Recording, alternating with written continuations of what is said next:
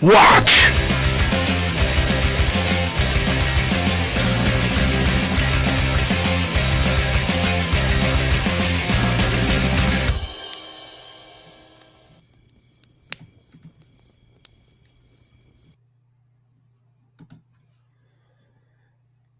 And there we are. We're back.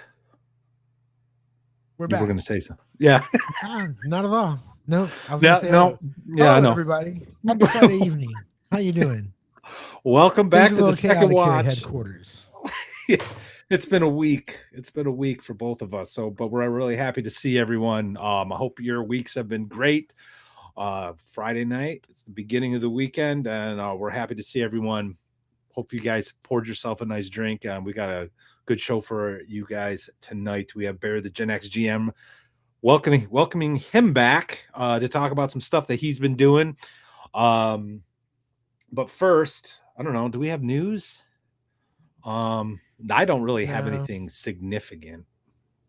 The only thing I really have is that in our game this week with Chubby, I brought my new fighter out. I got my first kill. And you know how good it felt after rolling that to be like, Chubby was like, okay, and now, and I said, I get to cleave. And I took another attack. That's the biggest news I have. Yeah. Biggest news I have, same game. Once again, El Ghul, the Brewmeister, fortune favored the bold. He stripped naked, jumped into a mysterious pond, and found a 7,000 gold piece valued pearl. Everyone in the party, you're welcome. However, we didn't want to sell it because there's something to it. There might be, it might unlock something. So I've been joking about swallowing it so no one can take it from me. But it's kind of like no matter who you play, you're always Matt. Have you ever? It's like that. What was that guy said? No matter who you vote for, we always get John McCain. No matter who you play, you're always mad. God damn it. All right. So we got Bear on tonight. Bear's only been on once before, but I'm a big fan of his game Heroic, and he's got some other things cooking. And I think we're just going to have a topic, talk about being a GM, sci-fi. Yeah. Let's get him on. Hey, there he is. Sorry, just hacking the planet. I apologize. Yeah. Things you do for love. What are you gonna do? Well, it needs to be hacked. How you doing, Bear? I am just peachy keen. How you doing? Well, I was telling you want to hear the story again? No, I'm not going to tell the story. It was a rough afternoon. All right. I heard you cleaved. That's great. I did cleave. That was awesome. But let me tell you what happened to me today.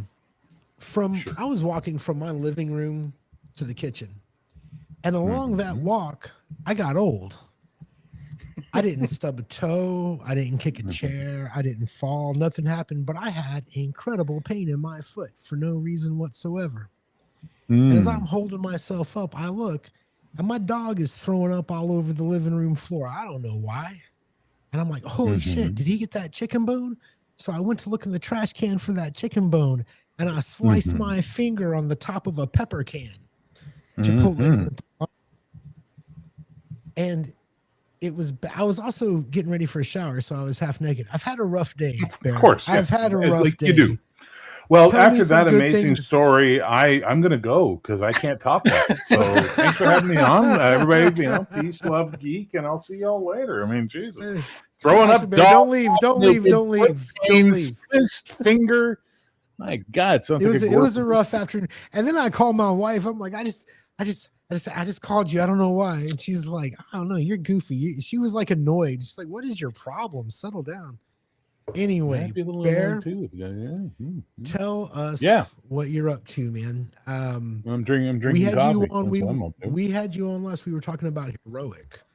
Yes, we did talk about Heroic. You have moved. Did we talk about Valorous as well at that point in time, or we just talked about Heroic? I don't know that we did.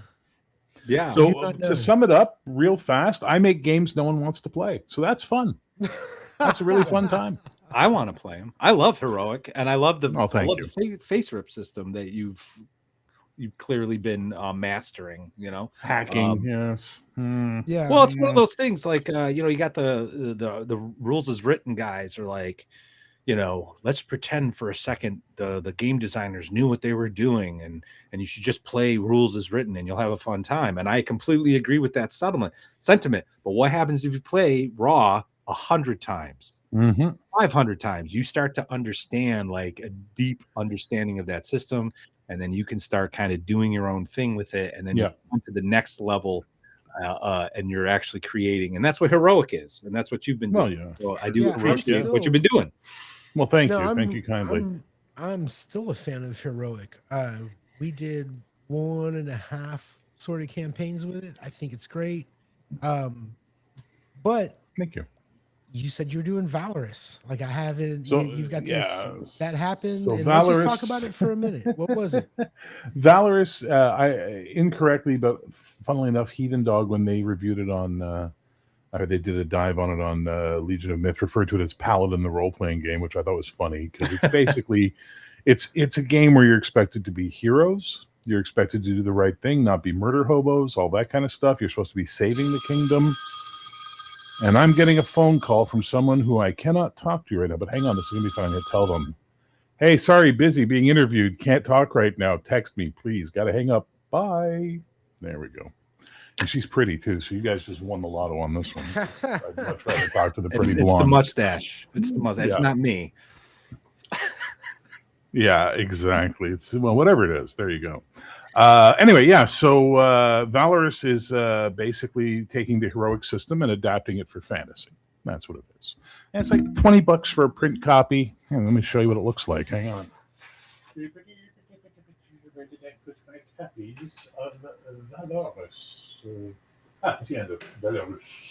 So it's basically $20 on Amazon. Nice and thick. Yeah. Great game. Check it out. $20. Yeah, Can't go wrong. Basically, it's fantasy universal table. Sounds great. And I'm assuming does it use a karma system? Is that how it does the? Yeah, it's basically heroic. It just changed into fantasy setting, and it's got a great character creation system and all that. A short explanation of heroic. Yeah, it's a D100 system, uses a color table, and it's about superheroes. Ta-da! That's the shortest I can make it. Yeah, if you've ever played Marvel superheroes, the TSR from way back in the day, heroic tweaks it and makes some changes to it. In good ways. In really good ways. It tweaks it. Yeah, I really like how. Yeah, I would, if somebody said, I want to play a Marvel game, but there's things about Marvel that bug me, like DM Cloaker, who plays a lot of Marvel, but he's got, there's certain problems he has with it. And heroic, he said, oh, that took care of that. So yeah, I think the way you heroic handles social interaction is far better than the system that the popularity system that Marvel uses. So yeah. Well, the thing about Valorous, when Gary and I were really doing a lot of the deep dives and playing heroic, we got talking. I don't know how we got on this topic, but we were talking about how, 5e, one of the big complaints of 5th edition D&D is that it's sort of like medieval superheroes, but it, by virtue of the fact that it's like this D20 game mechanic, it's still kind of wedded to the old school sort of dungeon crawl, but you lose that because of the swinginess and all that. It's like, and we kind of had this like thought, like, well, wouldn't Face Rip be better to kind of have that like heroic epic fantasy sort of thing? And like a couple weeks later, you're like, yeah, I'm going to start working on a thing called Valorous. I'm looking at it right now. I have a copy.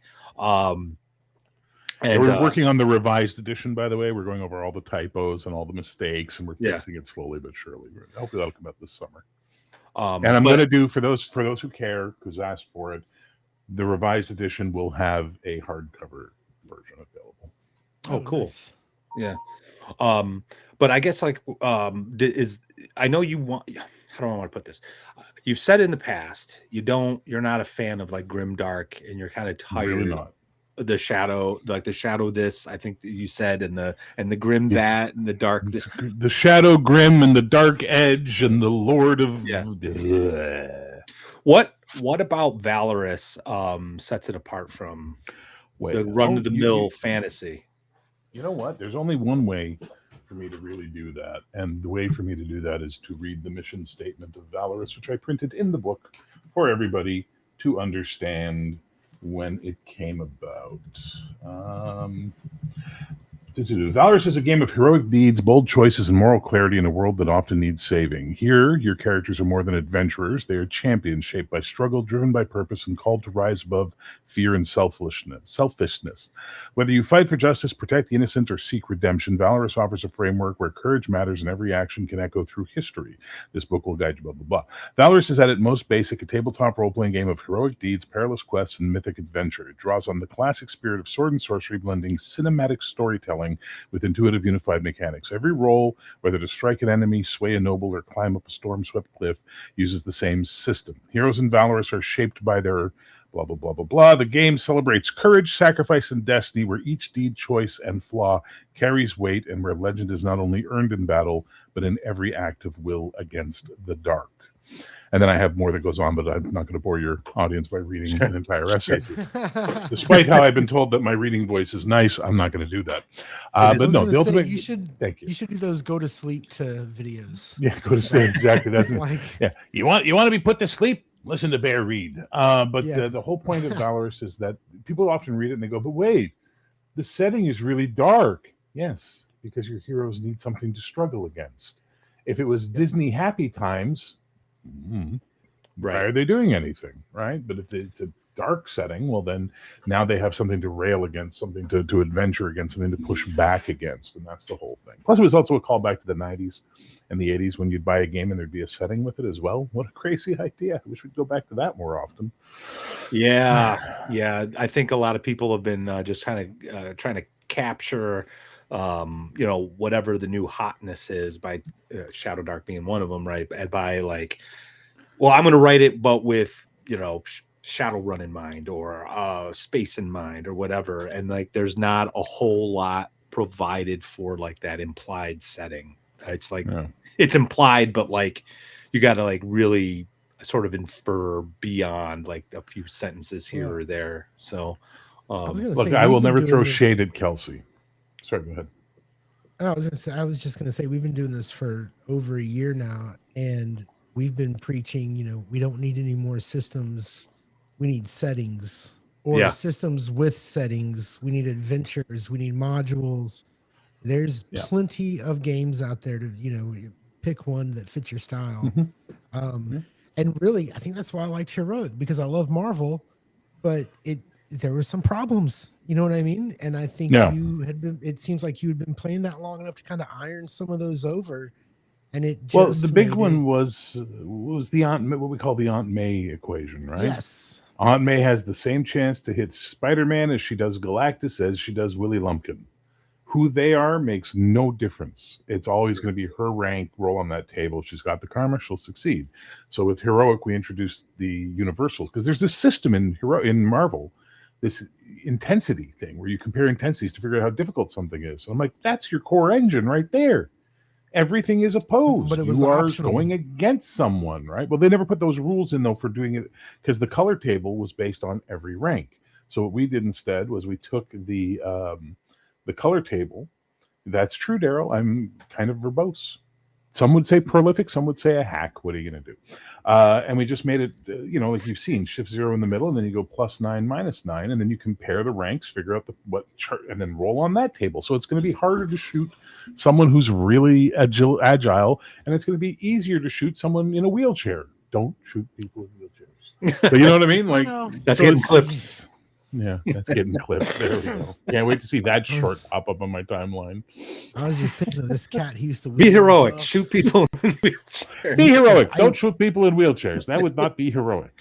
When I was much younger, Gary, I had a place on the east side, and there was this cat who had a wheelchair, and he would lean all the way over in it and use his feet to push the wheelchair. Anyway, I'm just saying, be careful of those guys. Don't shoot them, but be cautious. Be cautious. So No. Going back to like some of your mission statement and whatnot, and I'm looking at right here, you have, I think it's on page 15, themes for play, restoration versus usurpation, light versus shadow, unity through sacrifice, hidden truths and unseen paths. You don't typically see that sort of thing in a game book. Yeah. Do you think it was sort of necessary to do Yes. that, to add that? Well, this is why now I've got to go back and actually read something else to everybody, because sadly you need to understand it. And I'm sorry, guys, for those of you who are bored, and I will read as fast as I can without sacrificing. let the In man an age cook. where grim, dark narratives dominate the landscape of fantasy role playing, where every knight hides a knife, every god is dead or corrupt, and every quest ends in compromise, Valorous stands apart. It is a bold return to the roots of heroic fantasy, a genre where good and evil are not blurred shades of gray, but burning banners on the battlefield of the soul. It is a world where heroes matter, not because they're the most powerful, but because they choose to stand tall when others fall. And that is the entire point of the godforsaken game. Stop being murder hobos. Well, stop playing D&D.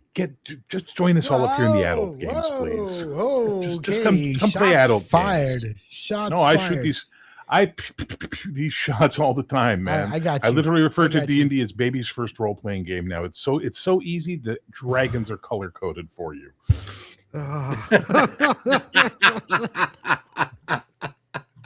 Oh, that's funny. No, that's what I'd kill for 1% of their market. 1% of their market I'd kill. Why is it the bare bones edition?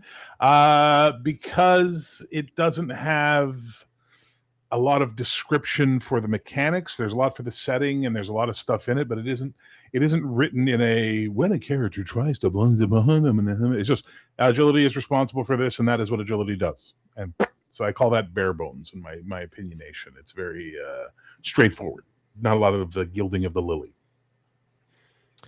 Do you think that system, like the universal table system, the Marvel system, basically, do you think that can be played without the karma mechanic?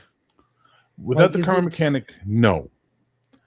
Okay. You need the karma mechanic, but you need to regulate the karma mechanic. So, for example, in heroic, you add up your reason, intuition, psyche, and dynamic, and you'll have massive karma pools, and you're spending them willy-nilly. In Valorous, you get a lot less karma, and you don't get it back as fast. So in heroic, you got to spend. I'm spending karma. That costs you 10 right out of the gate, no matter how much you need it, right? Well, in Valorous, I'm spending karma. That costs you 1, no matter how much you need. You know what I mean? It's just that sort of scaling at that point in time. Yeah. Go ahead, Gary. No, I'm good. But here's a fun one. With revised, we're getting rid of the color chart. Oh yeah. What Oh yeah. are you doing? So basically, we're just having a universal success level, right? Which is taking that shift 0 concept, okay, but keeping it as the standard. So 5 or less is a fumble, 50 or higher is a partial success, 75 or higher is 50 or higher is a green, 75 or higher is a yellow, and 95 or higher is a red.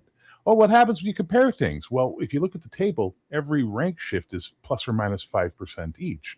So if I just say, hey, I've got a remarkable fighting and he's got an amazing fighting, well, I'm minus 2 column shifts, so that's minus 10 to my roll. Yeah. No color chart needed. No color, just plays faster. And we've been testing it with the all-girl Valorous game I'm running, and it actually works a lot better because there are no more, hey, I gotta, none of that happening anymore. They just know the number they need to succeed when they roll the dice, and that gives them their answer. That's interesting. So fast. Right. Yet another one of the issues with the game I had to address. Is the system player-facing or GM-heavy? Well, I am a heavy GM. I mean, look at me. But as for what you mean by player-facing or GM-heavy, I would need a clarification on that question because that's very vague to me. I don't understand what you mean by that. What I think he means by that is we do a lot of OSR stuff here where I think players are kind of in charge of their fate. Here's your town, here's your dungeon, which way you going? Let's random tables, that kind of thing. And I think we have random tables. Yeah, there are random tables, but like encounters and travel and exploration and all that. And I think GM heavy is where there are sort of planned, at the very least, planned encounters. this. So it's a superhero game, heroic, right? So if we're just talking about Mhm. heroic, not Valorous, but heroic. Heroic is Sure. a superhero game.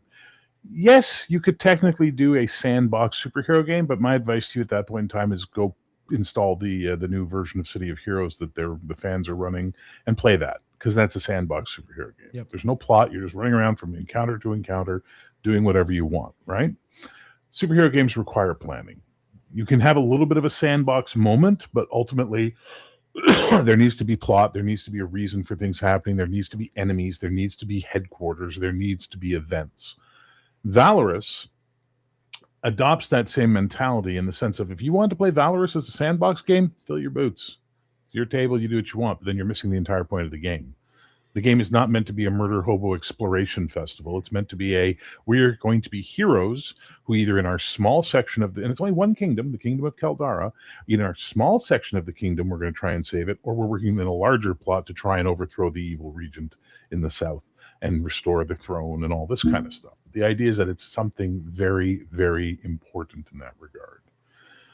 Player facing, players make all the rolls, lots of random tables. GM heavy, GM makes all opposing rolls, NPC rolls.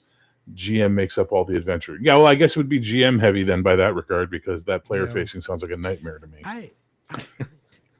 I find that in something like that, and I think we were talking about this a little while ago, if you're not doing a sandbox, at least for me, the easiest thing is to give the players a mission. Yeah.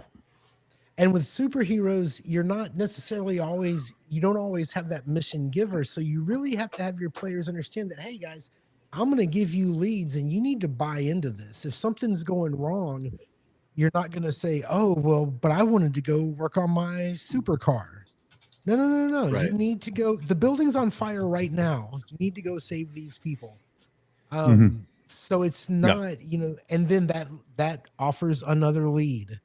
And the players can go about chasing that lead however they want. But you just broke up that bank robbery, and it was really cool that you beat boy, those goons had really advanced technology. Where did they get these plasma rifles from? Exactly. Now you got something to investigate. Now you got something to go look at, right? Or bring the fight to them. Hey, I'm doing a superhero thing. Look at that old lady's being mugged. I'm going to go help her. And then the mugger pulls out a plasma rifle and shoots at me. Wait a minute, this was a setup. This was an ambush. Who's trying to take me out, right? That's it. Superheroes are a very different genre of gaming that you can't just reduce to sandbox hex crawl mentality. Well, Valorous is taking that idea into fantasy. Yeah, the nature of a hero is reactive. Yes. The hero sees the situation and it's dangerous and runs into it anyway. Yep. The first level fighter and thief are doing everything they can to avoid danger. They're just trying to, if they have to fight, they do, but they're just trying to get it. Yep. Superheroes are reactive. So ages past, I was on Table Breakers and we were talking about back when it was a show, and we were talking about superhero stuff, and I sat there and I let everybody talk their piece, and I didn't say anything. I was just being polite. And then finally, the host is like, "Dude, you look like you have something to say." I'm like, "All right, here you go. Here's how you break down a superhero campaign." And I just launched into it, right? And it basically, by the time it was done, I was shocked at how I had done basically just, here's your masterclass on how to run superheroes. And I didn't even realize I had that much knowledge in my head, but I did, and it all came out. Now, I have a reputation for being the superhero guy and the Star Trek guy. That's what everybody calls me, even though I write fantasy and I do tons of fantasy stuff and I do cyberpunk. And now I've got a new occult Western game I'm working on right now. I do all this other stuff, but I'm known as the superhero guy and the Star Trek guy. So, I take that seriously. I take it to heart. I respect it. It needs to be respected. And that leads to my new project, StarQuest, which is the serial numbers filed off Star Trek game, basically fusing, as best as I could describe it, the old Facitrek game right there with basic role-playing, Chaosium, and making it my own system out of it. And it's pretty groovy. It works really well. I got 2 playtest groups going weekly right now. The universe is really interesting. It's got a lot of Star Trek sort of movie era Facitrek, because I love the expanded universe they did there. Some touches of like Mass Effect, some Battlestar Galactica, some Star Wars, some Last Starfighter, some Babylon 5 elements. Like it's basically become my tribute to 80s sci-fi, but with a Star Trek feel. You know what I mean? Right. And it's been a lot of fun. A lot of fun. I was under the impression that was you were diving into Star Trek by using the Universal System, the Nope. Marvel. No. Oh, cool. Interesting. Okay. Yep. And you can get all of this on my Patreon for $5 a month, by the way. Because I don't do things now except for my patrons, because they're the people putting money in my pocket every month. They're the people paying some bills for me, making sure my cats are fed. So as a result, they get everything, and that's just how it works. You know, they are the ones putting the money forward. They're the ones who get the benefits of my labor. You're not going to, when this is finished, you're not going to put it up on DriveThru? I will, but the problem is it's going to have AI art in it, and that's going to cause the anti-AI people to and hemorrhage about it, and I don't expect to make a dime off them. But my patrons will get a direct Lulu link for a print on demand that they can go get and they can have, you know? Right. No, the AI thing. I'm fairly not happy about AI.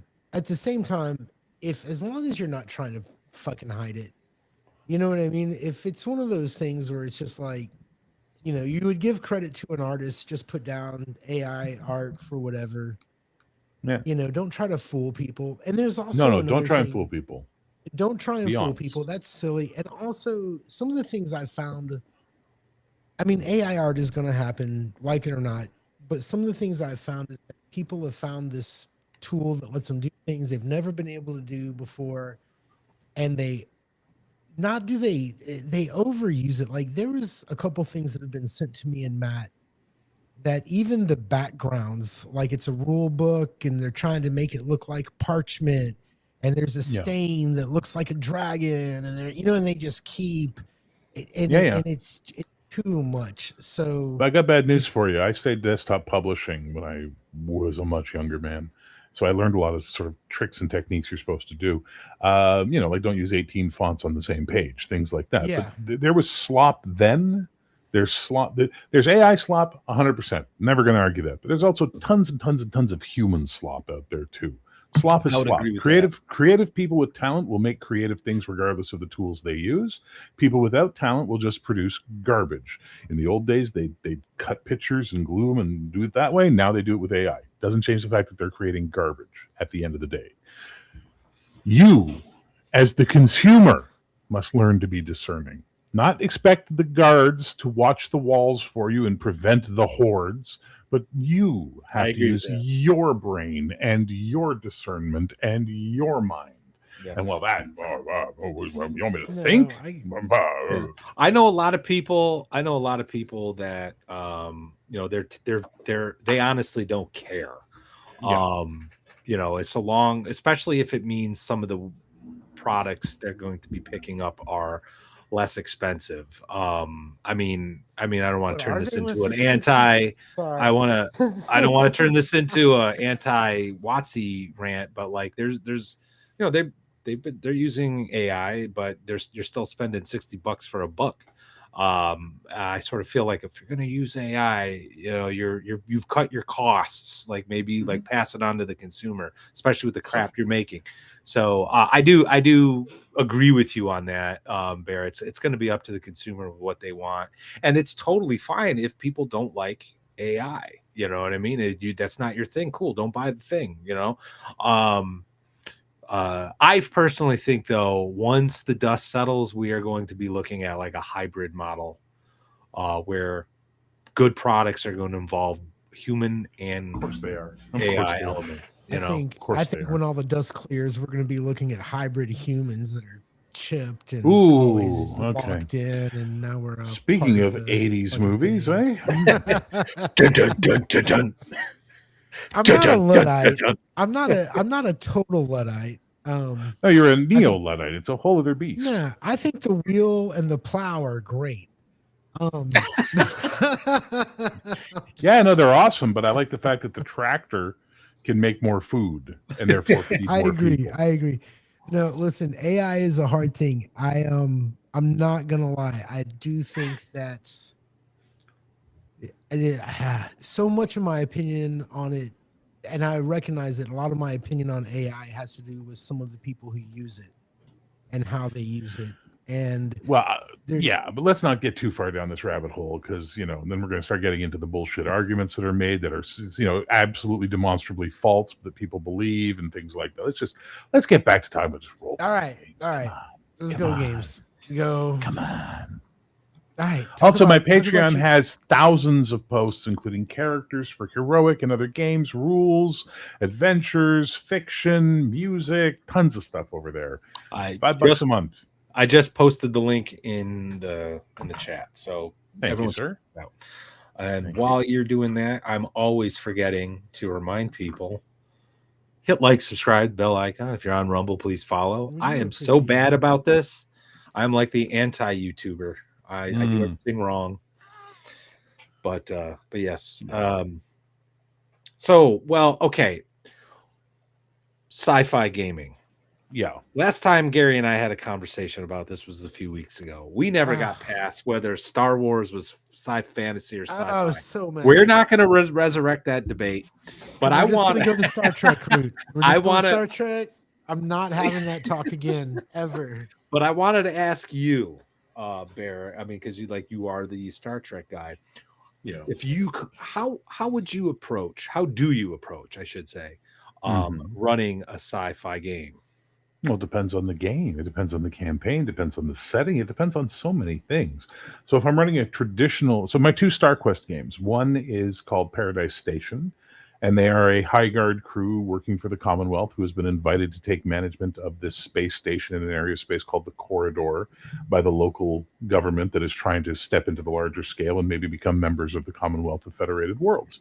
So that game's all about them being on a station, dealing with the criminal element that's there, the weird racism that this species is to this other species that have become, second-class citizens in their society and all this chaos, right?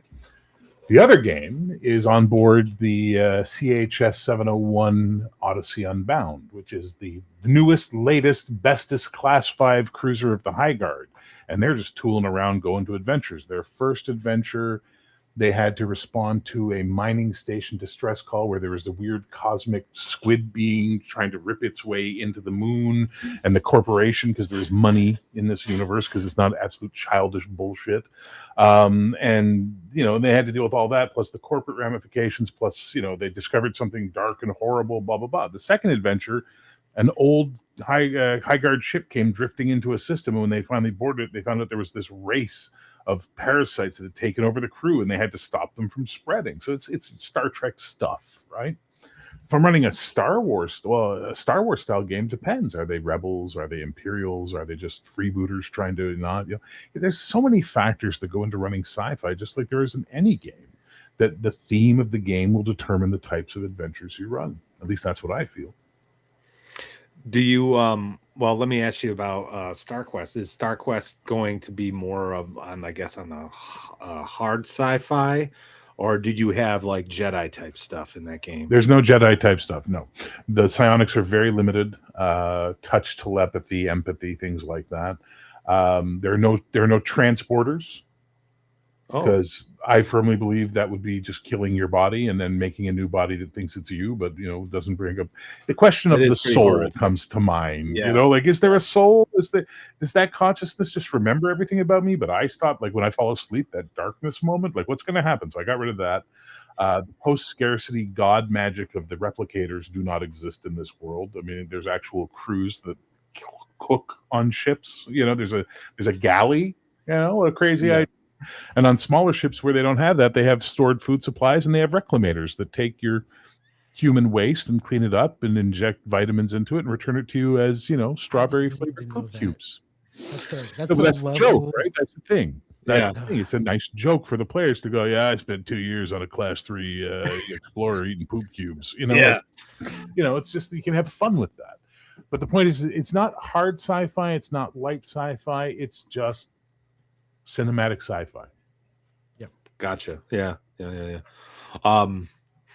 So I saw that you had I think it was like a month or so ago, you had a create an alien contest with your Patreon. That failed miserably. Oh no, really? Because I thought that sounded cool. Yeah, a lot of people said it sounded cool. Nobody. I got 2 or 3 applications.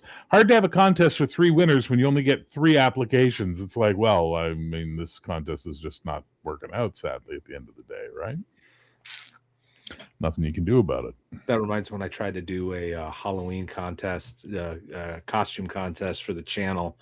I think 2 people, Yep. 2 people Yep. sent me pictures. I'm like, okay, Yep. well, I promised you a book. Here you go. So this type of stuff is why I literally save all my shit for my patrons now. yeah, Because you can, and I learned this when I had my channel with 2,000 plus subscribers. You can have all those subs in the world. Less than 1% will respond to stuff. And Yeah. that's just the math you got to deal with. So why waste your time and effort on people who are not going to care, not going to engage, and will bitch if you do something they don't like and give you a hard time about it? Or focus on the people who are actually investing their time and money into supporting you and your creativity. That's the way to go. Reward them with your hard efforts. yeah, that makes sense. Have you had a lot of positive feedback through your Patreon then? Like, well, no. I get spurts of thumbs up. Like, sometimes I'll get like 6 thumbs up on something, but sadly, no. I'm not doing porn comics, so there's not a lot of discussion happening at the end of the day. That's Sure. just life. I have a couple of friends that do adult Patreons, and tons of conversation. Not fun conversation from my point of view, but tons of it. So I'll take quality over quantity any day of the week. Yeah. Well, I'm kind of curious about the system because I don't know it. I don't know. What'd you say? Star Trek FAFSA? I don't know that. So FAFSA Trek. Yeah. So what I took from FAFSA Trek was their core stats, which are really good for the most part, and I took their career path for creating officers in the High Guard, right? So I took that sort of mentality where you do your pre-life training and all that, then you do your academy skills, and then you do your cadet crews, and then you do your tours of duty. You go to branch school, you go to department head school. If you're going to be a commanding officer, you go to command school, and that builds up everything as you go along. And I added in some stuff, and boom.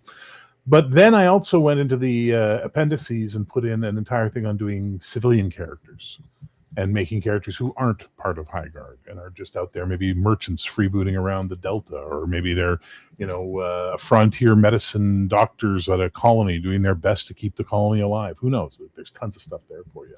The system itself is a D100 system. I like those for the most part.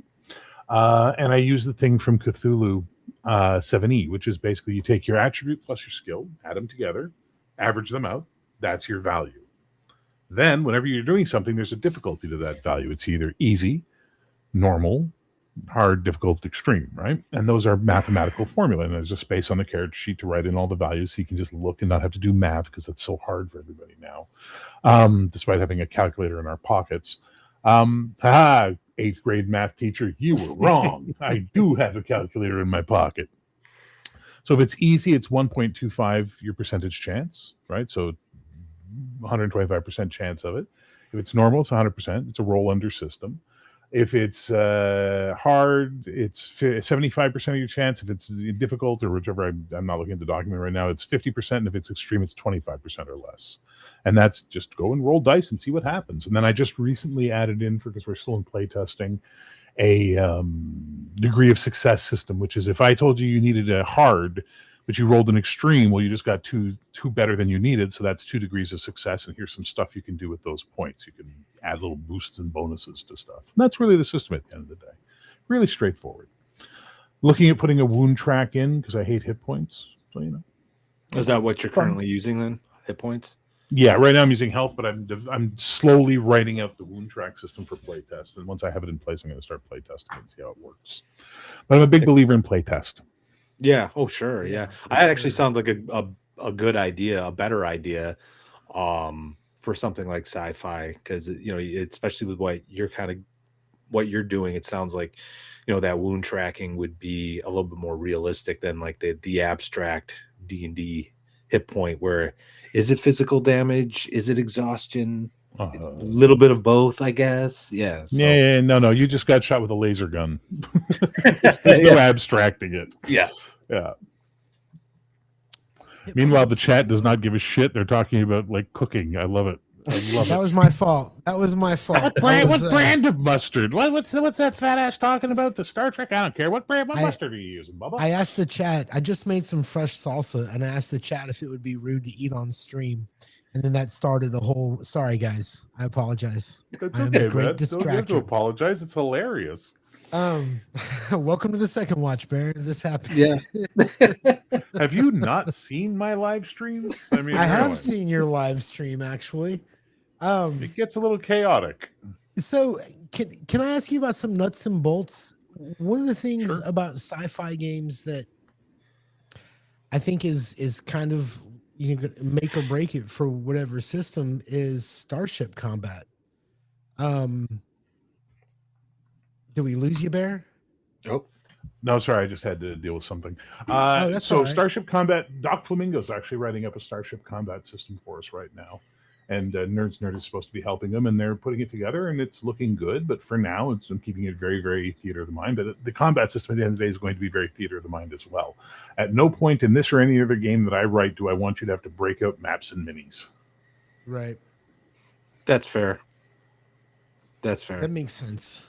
Yeah, especially, and I think the bigger your scale gets when you start, with from people to vehicles to fighters to big starships, it just gets, you bring maps and minis out, it's just gonna get more and more and more complicated. And there are games for that, right? There if you want that, there are games out there to do it. But if you're doing something story based, probably not the best idea. Well, and that's the thing, right? Play the game that you're playing. Don't play the game you wish you were playing. If you want to play a superhero game where you have point buy, build your character from the ground up, every point counts, there are plenty of those out there. Don't go to a game that doesn't have it and bitch that it doesn't have it. If you want to play a sci-fi game that uses miniatures and tactical and all that stuff, go play Starfleet Battles. Go play, whatever. They exist. Don't bitch when a game doesn't use it and say, well, why did they use that? Because it's a different goddamn game. That's why. Stop being an entitled brat, Well, things aren't the way I want them. Write your own games. That's what I did. Well, Yeah. I don't run any published games anymore, despite this massive collection behind me. I just run my own games. The real Damnation role playing in the Occult West came into existence because I was going to run either Deadlands or the Buffy system or Angel system set in the Old West. And then my brain went, why are you doing this? Just write your own version. And then one of the guys in the chat, Grognard guy, I was going, I don't know what dice mechanic to use. I got to think about that. And he said, why don't you just use 5d6 and do it like Yahtzee? And I dove into that, and it's awesome. I created, because of that, we got this great 5x6 poker hand system that's just really fun and evocative of the setting. So write your own games if you don't like a game, It's not hard. Yeah, now's Trust the time me. to do it too. Like it's been like that for a while, actually. With all the self-publishing options out there, so You're just for your friends. You don't even need to publish. yeah. Tim Griffin, a fun little question here. Do you have the red shirt luck system where a random away team member takes the shot for you? Not really, because that's I'm not making a what's the word I'm looking for? I'm not making a parody spoof of Star Trek. Right. But as a GM, if I've got the players on the planet and that happens, well, security guys' jobs are to get in the way. So one of them's going to try and get in the way. They've already, in both adventures, they've lost one red shirt or two red shirts in each adventure. And Paul, who's playing the captain, is really I got to write these letters to the family and explain what happened. He feels really bad about it, Melkor, right, who's doing the SecTac, the TAC-Sec chief, he's like, his blue booking has been like, I'm running, drills and I'm making sure that they're on point because I don't want them dying all the time. It's really fun. It's the way it should go. It is an opposed Yahtzee combat mechanic, and it's super fun from what I've been rolling it. When we start playtesting, I'll let you know. And no, the Buffy system is not the same as the Hercules Xena system. The Hercules Xena system was D6 Legend. The Buffy system is a Unisystem from Eden Studios. Specifically their cinematic version, not the one they use for All Flesh Must Be Eaten. So, man, I have all kinds of questions because Ask them, I'll answer them. Great. I'm all jazzed up on caffeine. Yeah, we've been on a sci-fi kick for a little while at the show. We've had a few shows now that have, even if they weren't dedicated to sci-fi, we kind of went down that road. Sure. I spent a few months with my face buried in the Stars Without Number book, and Oh I'm yeah. curious. Is the game sort of one of those things where are the players? I know you said there are different paths, but I mean, do these scenarios that you were talking about earlier? Is it like, okay, you guys are the command crew and you're exploring this sector? Is there any? Are you planning out the whole sector? Are the players exploring? What? Okay. Just give me a basic of how it works. What makes So it that's a different very than a traveler hex crawl? mentality for sure, and you could Yeah, do that if absolutely. you wanted to. Absolutely, you could do that. For the Odyssey Unbound game, no, because I'm treating it like Star Trek: The Next Generation or old school TOS Star Trek. They were all over the map.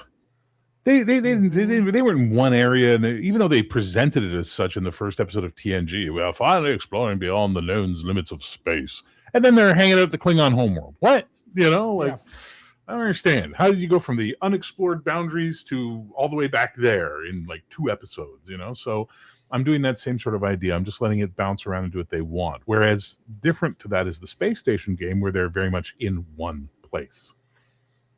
And so it's got that DS9 Babylon 5 feel to it. So I think that's the difference, right? I think. I don't know.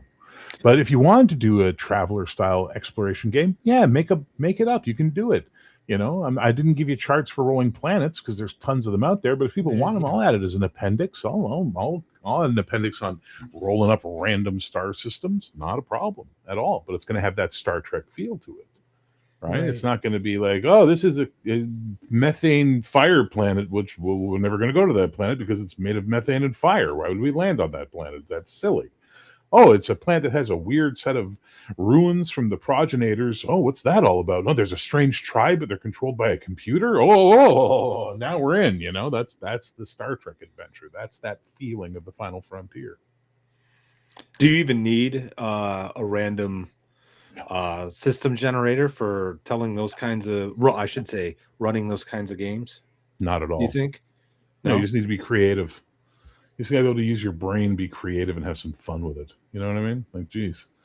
I look, I understand the appeal of tables. I put them in my games for people because I know people want them. But I think they're a crutch. I think, they should only be there when you're really stuck for an idea, not to replace an idea. Right? Have an idea. That's the first step. Well, how am I going to have an idea, Bear? Well, I don't know. Go watch the 1,000+ hours of Star Trek. Lots of ideas waiting for you. Go, well, I really like this episode, but I really like this episode. I wonder how I could bring them together as a plot and get both aspects of that episode in. Ooh, that could be interesting. And there you go from there, right? And you get the balls rolling. Read sci-fi. Don't read sci-fi. Even better yet, read Shakespeare and figure out ways to turn Shakespeare stories and plots into sci-fi plots. That would be interesting, I already passed that class, Bear. Come on, man. Okay, if reading Shakespeare is a chore for you, you didn't pass the class. I did, and I made a fine grade, and I understood it. It was fine. Clearly not, but that's okay. No, actually, I have this whole thing because every time I've been to a play, I love it. But I think making kids read it is fucking torture. Like, don't make them read it. Take them to the theater. Take them to the theater. I don't disagree with you, but how about this? Take them to the theater and then get them to read it and analyze it based on having seen it performed and then understanding the text. I don't know if we want to go down this rabbit hole, Bear. Like the AI. Yeah, I was a teacher for 15 years. I'll go down this rabbit hole with you. No, that's all right. You may be right. You might be right. I'm just saying if we treat people's okay. Why do I hate modern Star Trek? Right? Why do I hate everything from 2009 J.J. Abrams reboot right through, except for a little bit of Lower Decks was pretty good, and Prodigy wasn't bad at all. But why do I hate the rest of it, despite everything except for Discovery having moments of brilliance? Overall garbage, because the writers never read the classics.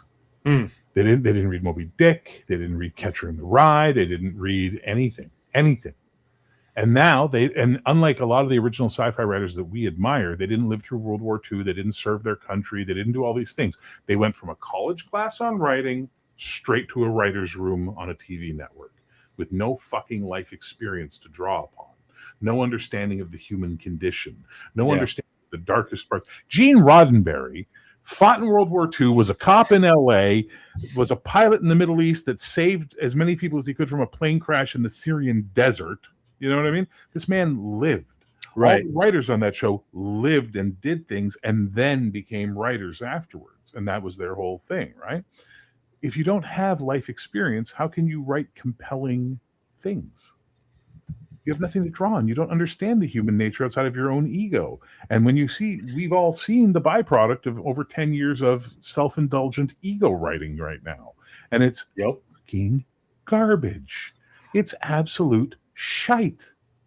So Yeah, I have never been a huge Star Trek fan, like, like a lot of yeah, people who are like into Star Trek, but I've enjoyed it. Like, and I remember when I was younger, before we moved to the house that I ended up eventually growing up in, I remember sitting there watching the original Star Trek with my dad. Like, I was sure. really young, so couldn't tell you what episodes we actually watched, but and then Next Generation was pretty compelling, I enjoyed that. And you look at the original movies with the original crew, I mean, Wrath of Khan is Shakespearean, like Absolutely. the Well, revenge it's and Melvillian too, right? yeah. Well, Yeah. you He go to tasks me and I must have him. It's yes, Moby Dick. yeah. I was just going to actually bring up. I wasn't a huge fan of the Next Generation movies, but First Contact had a lot going for it. Some of the I'm a horror guy, so like the Yeah. Borg and the body horror, I thought was cool, right? Well, it had a lot of moral stuff too, which was really nice because it was about obsession. It was about that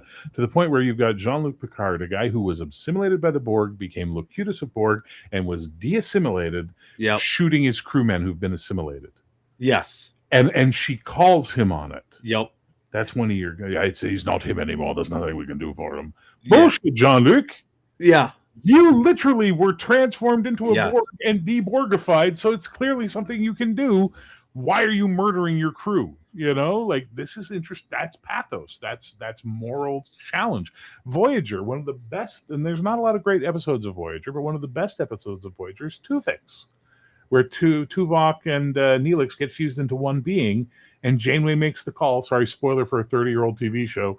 Makes the call that she's going to use the technique to separate them back into two different beings. But Tuvix is sitting there going, but I am me and I want to live. Right. And she's making a call because she wants her two officers back. That's a moral fucking Yeah. know?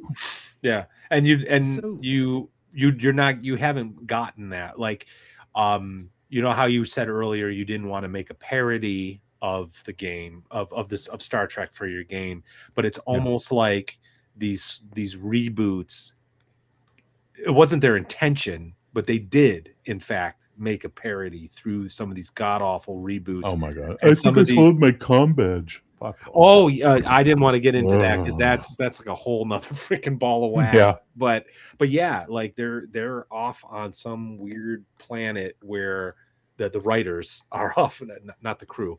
The writers are off on some weird planet where they're trying to like push some sort of agenda or whatever, and it's just like, this is not Star Trek. This and for someone like me who again is not a huge fan but has been interested, like it's a complete turnoff to the point where I haven't really been interested in sci-fi in a long time because of stuff like that. So, but I'm really glad you brought up like Shakespeare and good writing and whatnot, because that is Star Trek to me. That humanity confronting technology, confronting the future, and trying to understand its place, in the future and what's out there, Well, and it's not just confronting, it's learning to deal with, right? The Ultimate Computer, the TOS episode with the M5 and Dr. Daystrom and all that stuff is literally about that. It's about this technology can be better than us, but it lacks humanity. Therefore, it is not better than us. It is a cold calculating machine that will make decisions that are not about, hey, Gary's a crew member and I need to keep Gary alive. No, Gary's a wasteful, useless thing and he's in the way of progress. So that's a debate, man versus machine. That's a great thing, right? None of the stories you see anymore follow the old story. Man versus beast, man versus nature, man versus man versus machine. Like that's all gone. And they don't know how to write that stuff anymore because it's been done so well by so many writers over the years. They call them, it's a trope. I'm going to subvert your expectations. Yeah, except someone makes a movie with tropes in it, and guess what happens? It succeeds. They make a TV show with tropes in it, and it succeeds because these are real human story elements. Now, on that, I do want to mention something about StarQuest that is my favorite thing I did in the setting. One of the things I can't stand about sci-fi, it's the year 30,000, and humans are exactly like humans from America today. Everybody else is a crazy alien, but the humans are exactly the same today. Just the same bullshit, same countries, same politics, same religions, same everything. So I made a decision. In the setting, the Commonwealth of Federated Worlds, Earth, or Terrans, humans, are actually just came out of about a century ago, just came out of about multiple centuries of being run by AI. It started with things like CRISPR and genetic modification to prevent disease and birth defects. And then eventually they gave more and more power to the AIs running them, like in Buck Rogers in the 25th century. And then suddenly the AIs were going, well, you know what? We're seeing a lot of, division between racial tensions and political tensions. So we're going to slowly start getting rid of all that through the birthing genetic process to eventually it's what I call the beige era comes in, where all the humans are dusky skin, dark hair, dark eyes. They're just this uniform human. And they got rid of all the country names and they got rid of all the history and everything and just generate. And then eventually they found out, oh, these AIs now are planning to remove our reproductive systems and just clone us, make template humans. And that's when they had their Butlerian jihad and rose up and overthrew them. Okay, great. As they're going out into space, they start discovering ancient Earth colonies out there, where there are people with blonde hair and blue eyes, or black skin, or Asian, or Christian, or Muslim, or Zoroastrian, whatever the hell you want. So now there's two types of human in the setting. There's Terrans, which are these beige, they all look like Zendaya, basically, for the most part, right? They're just like, they look like boiling humanity down to its base elements of uniformity. But they're finding what they call old stock humans out there who are redheaded or black haired or whatever the case may be. They have brown eyes, green eyes, blue eyes. It doesn't matter. So there's a whole subplot in the setting about how the two types of humanity are coming back together because one side has all the advancements, but the other side has all the history. Right. And then the beige humans are becoming hyper individualistic as a result. They're like really into it, picking new names, dyeing their hair different colors. But then there's some within them who think they're superior. Right. They think they're better. They think these other ones are a throwback. Right. So it's give players something to think about while they're playing the game. Not just, my name's Bob, I'm from Texas. Well, there ain't no fucking Texas in this world anymore. So you could be from the colony of New Texas if you want to be like that, but you ain't from fucking El Dorado because Amarillo, because Amarillo doesn't exist anymore. You know what I mean? Because it got rid of all that shit. And that's something that I'm just having fun exploring and just exploring sci-fi fucking elements in a sci-fi game. Yeah. I want to follow up on that real quick, but we got some super chats. First one from one of our good friend, Robert Santon, $5. Please just tell Bear he is something else. I have nothing else to say, but hello, Bear. Robert, hello, Robert Satan from the year 30,000 or 3,000. Robert hangs out on my channel a lot. We've developed an entire backstory about him. Nice. Robert Satan from the 30th century. He travels through time. He's a great guy, though. Thank you, Robert. Yes, he is. Yeah, he's been one of our original supporters when I started doing this. Another one from Dan, our good friend. $5. Bear's voice is so deep he should narrate all those terrible ebooks my wife listens to. Would probably make millions. Well, there you go. Yeah, I'd probably commit suicide because I'd be like, well, today I'm working on Morningwood Milking Farm. This isn't a super chat, but I thought this was a good comment. I think that is that Max Boivin's? That's Max Boivin. If you'd like, I'll read it in his accent for you. Oh, please do. Please do. Good to see you, man. They also cannot bear that the story could have some moral ambiguity and that the audience could draw a different conclusion. Very good. Yes, I agree, actually. And that kind of ties into what... hello, hold on a second. Why is that happening? I don't know. Sorry, I'm having a little technical issue on my end here. What? Things are just kind of like, it's weird, like the chat is frozen to me. Anyway, took it along for me, but yeah, okay. There we go. I'm just clicking on stuff. There you go. Okay, I don't know. What Actually, not your echo. The official term for it now is cliterature. I'm not joking. That's what they call it, cliterature or That's clitlit. funny. Okay. So stories, moral ambiguity, rebelling against moral ambiguity, really, because that's a lot of what you've been doing with like Valorous, and that ties into like what you're talking about with the sci-fi stuff too. Um, I think what we're also, I think you see that same issue with like fantasy. Like, there's nothing been good on the fantasy side of things for a while.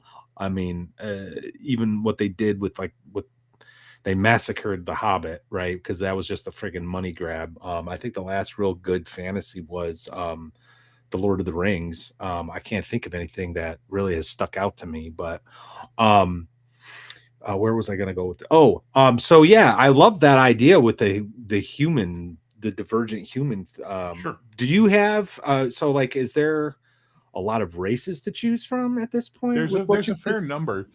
In the core book, there are 3 threat races detailed, and then for the, I'm just opening up the document because it's going to be easier that way. Sorry.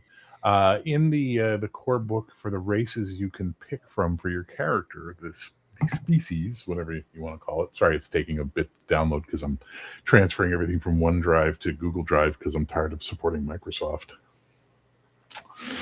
politics. But there you go.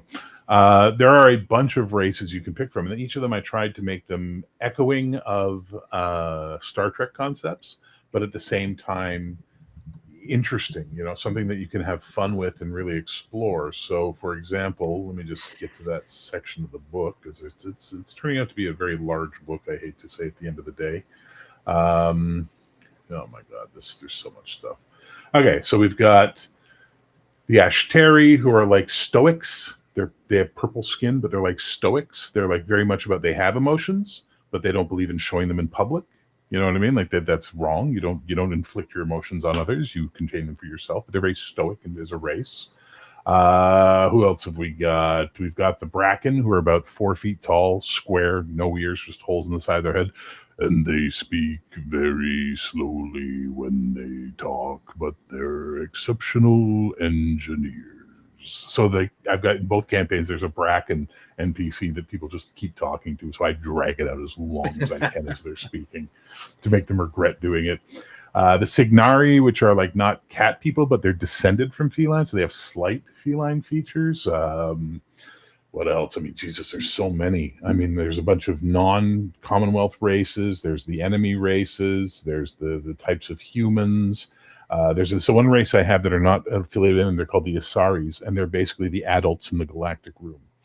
They have this big piece of space. They're very advanced technologically. They do not get involved in the politics of the octant, because the galaxy's divided into 8 things, right? And they're in the Alpha Octant, and they don't get involved. But if there was a war to break out and you got the Asaris on your side, you're winning that war, right? But they're the adults in the room. They're just there going, can you all calm down? Can we all talk to each other right now, please? Thank you very much. That's the way they sort of are. And then there's the threat. One of the threat races is actually the closest thing to my Klingons are based on Max Boivin. Now they've evolved since that initial thought, but they're called the Zeltai Jar, and they're basically a clan. They're like Mongols. They're very much like, there's the Jarns are these different clans, and then there's the Jarnate, which is the entire group of them. And their entire belief is that you must test yourself every day. You must constantly be pushing yourself to your limits at all times in every way, shape, and form. And the men have chosen to do that through violence, right? Like, they will defeat their enemies. So, for example, most of their shipboard weapons are designed to knock your shields down. Once your shields are down, they then fire boarding torpedoes that break through your hull and seal, and then open up and spew out warriors who, they'll shoot you, but their goal is to get close enough to throttle you with their own hands or stab you with a knife, because then they really succeeded. Sure. But the females are the scientists, the artists, all the other things. And I wound up, there's an article on my Patreon about them where I created the 2 levels of their society and the 2 philosophies. There's the enduring stress, and then there's the subtle stress, and that's considered the female art, right? And so interesting shit like that. And then I have a whole thing on what I call the progenitors, which are a race that may or may not been one race, could have been multiple races, but they appeared to do a whole bunch of genetic manipulation around the area. Some species are what they call uplifted. They were like something that was genetically evolved. Some are naturally evolved species. There's Alpha Centauri, are known as the Centauri.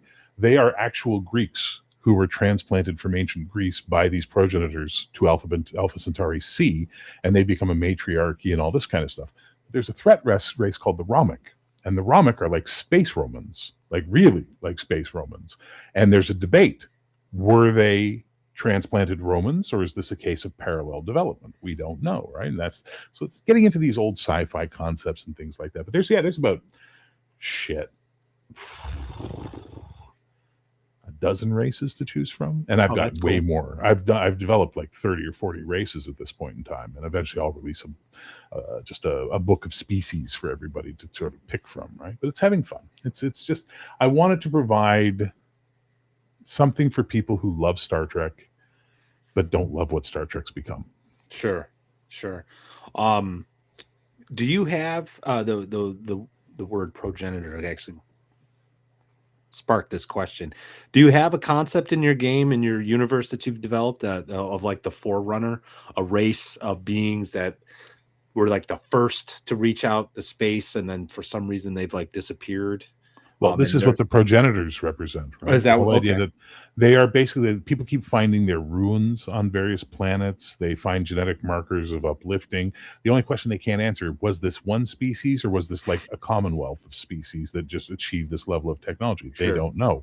And then one of the characters in the PC captain of the shipboard game, his character actually met a species that travel through space in ships. Like they have they're not gypsies, but they just wander, and they try and isolate themselves from other species because they were, in their lore, the first race created by the progenitors, and therefore they're very genetically adaptable. And if they spend time with another species, they'll start to take on their genetic traits, and at which point they have to be excised from the community because they'll taint the community at that point in time. So things like that, just little crazy sci-fi ideas to have fun with. It's important in sci-fi to have sci-fi ideas. If you don't have sci-fi ideas, you're playing space fantasy. Yeah. Interesting. Yeah. Oh, well, that's interesting. So would you say the most, whatever it's called, the most recent Star Trek about the Starfleet Academy? Yeah. Is that space fantasy? No, it's pure shit. Okay. It's not even space fantasy. It's at best, it's a CW horny people show. You know what I mean? Like, here's the thing. I haven't even turned on 5 minutes of that show, but I'm a sucker for like a pretty teenage, 20 something nighttime soap. You're a true blood kind of guy. I've watched all that shit, dude. I cried big old crocodile tears the last episode of Dawson's Creek. I knew it was always pacey. You got me? Anyway. But I couldn't even. What we're hearing is Gary. If Gary was the captain of the Starship Enterprise, he and Captain Kirk would be taking turns with the green-skinned alien chick. I have a better question. Over her. How is your membership? How is your membership in the Gilmore Girls fan club working out for you there, Bubba? Actually, I'm going to tell you the truth. Gilmore Girls is the one I can't do. There's something about the cadence, the way they present the scripts, like the way they actually speak, I find really fucking annoying. But a lot of people love it, so I won't give them shit. Dude, I've seen, like, if there's a vampire that's been on a weeknight on the CW, I know its name, all right? So I can't talk shit. If you like Gilmore Girls, you like Gilmore Girls, whatever. Nice. So, nice. So the game, it's a D6 game. Is it like, can you give a brief StarQuest? No, StarQuest is a D percentile game. Oh, I thought you said it was basic. My bad. No. I don't. No. That's Damnation. That's a poker hand game with D6. I misunderstood you. So it's a percentile game. All right. And skill based, rolling randomly, pointing by? Like, what are some of the mechanics? Tell me, how does it work, man? You missed I the whole like part that where I stuff. described it, didn't you? Okay. Ah, shit. I had to threaten a child. Don't do it again. If you already did it, don't do Oh it. my God! Don't do threaten it. children. Be heroic. I know they needed it. They're villains. Trust me. I'll send you film. I firmly believe you. I have I will 7 send nieces you. and nephews. I firmly believe. I actually have great nieces and nephews now. Basically, it's a life path system. Okay, sorry. You make Didn't choices. mean to make you do it again. And no, it's okay. And then with those life path, there's percentile or choose, right? And you're basically doing the whole sort of build your character through the stages of their life. The worst thing you can do is not the worst, but it'll be weird, is to start your character creation with a solid, fully ideal of your character in mind. Let the life path help you explore and find the character through the events, and then you'll sort of build a character out of it. And you'll be a lot happier with that. But yeah, StarQuest, the playtest is up on the Patreon for those who want to go check it out. Through the Patreon, and we have a Patreon link up. I'm assuming there it is. I just put it up again. Edgelord King was. Barry, you got to get it on DriveThru. You got to get it on DriveThru. Nope. Because I did this book. No. Here's the thing. I did this book. I paid for a cover and a back cover from artists. I have not sold enough of my $20 book to make back the money that art cost me. I didn't tell you to spend money on art. I just said you have to put that on DriveThru. Except it has AI art. The cover's AI. All the art inside Nobody is gives AI. a shit. And Does therefore, DriveThru not allow they AI do. art? But you have to mark it as AI, and then all the people go, "It's AI. I'm not touching it." Then they don't buy it, but other people do. If they don't want to buy it, who cares? Not enough people do. That's the problem. We'll see. Maybe you're right. I don't know. We'll see. I was going to say, like, does it cost you? Does it cost you to have it on? Does it cost you to have it on? I don't know the business because I'm not. I lose about 35% on sales with DriveThru. Amazon Kindle Direct Publishing has a much better deal, and I prefer using them for print on demand because it's fast. Like literally, you order. If I had Valorous up on DriveThru and you ordered a print copy, you might see it in 3 weeks, right? Right. 2-3 weeks, maybe 4 weeks. Amazon, you go right now and order it, you'll have it in 2 days, and your shipping's included in your Prime membership. So my fans, and I do have them in Australia or Europe or South America, they can use their local Amazon affiliate for that, and as a result, get it delivered to them fast and not pay. I buy a book off of DriveThru today that costs $30, $40 American. I got to convert that to Canadian, so I'm already up to about $60. Oh, and then it costs $60, $40 American, $60 Canadian to ship it to me, and it takes a month to get here. Yeah, DriveThru is a broken fucking model. The sooner we all stop giving them money, the better it's going to be for the hobby. I got to get a Kindle on Amazon, huh? For the PDF, here's the deal I make for everybody.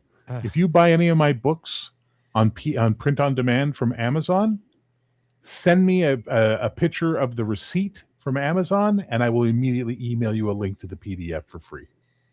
Yeah. Done.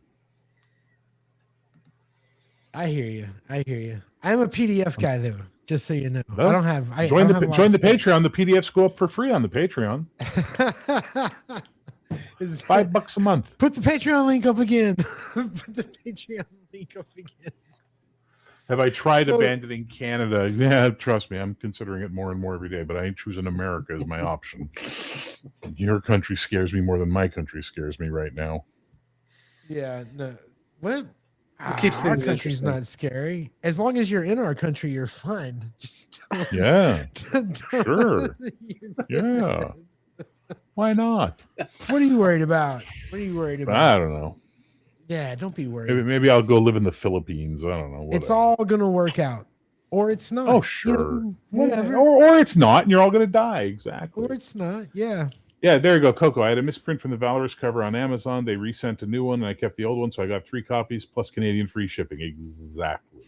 Yeah, that's something to consider. That I never have, but yeah, I see your point. And they do great work. Yeah. Whoops, I didn't mean to click that again. Thank you. I appreciate that, sir. Yeah.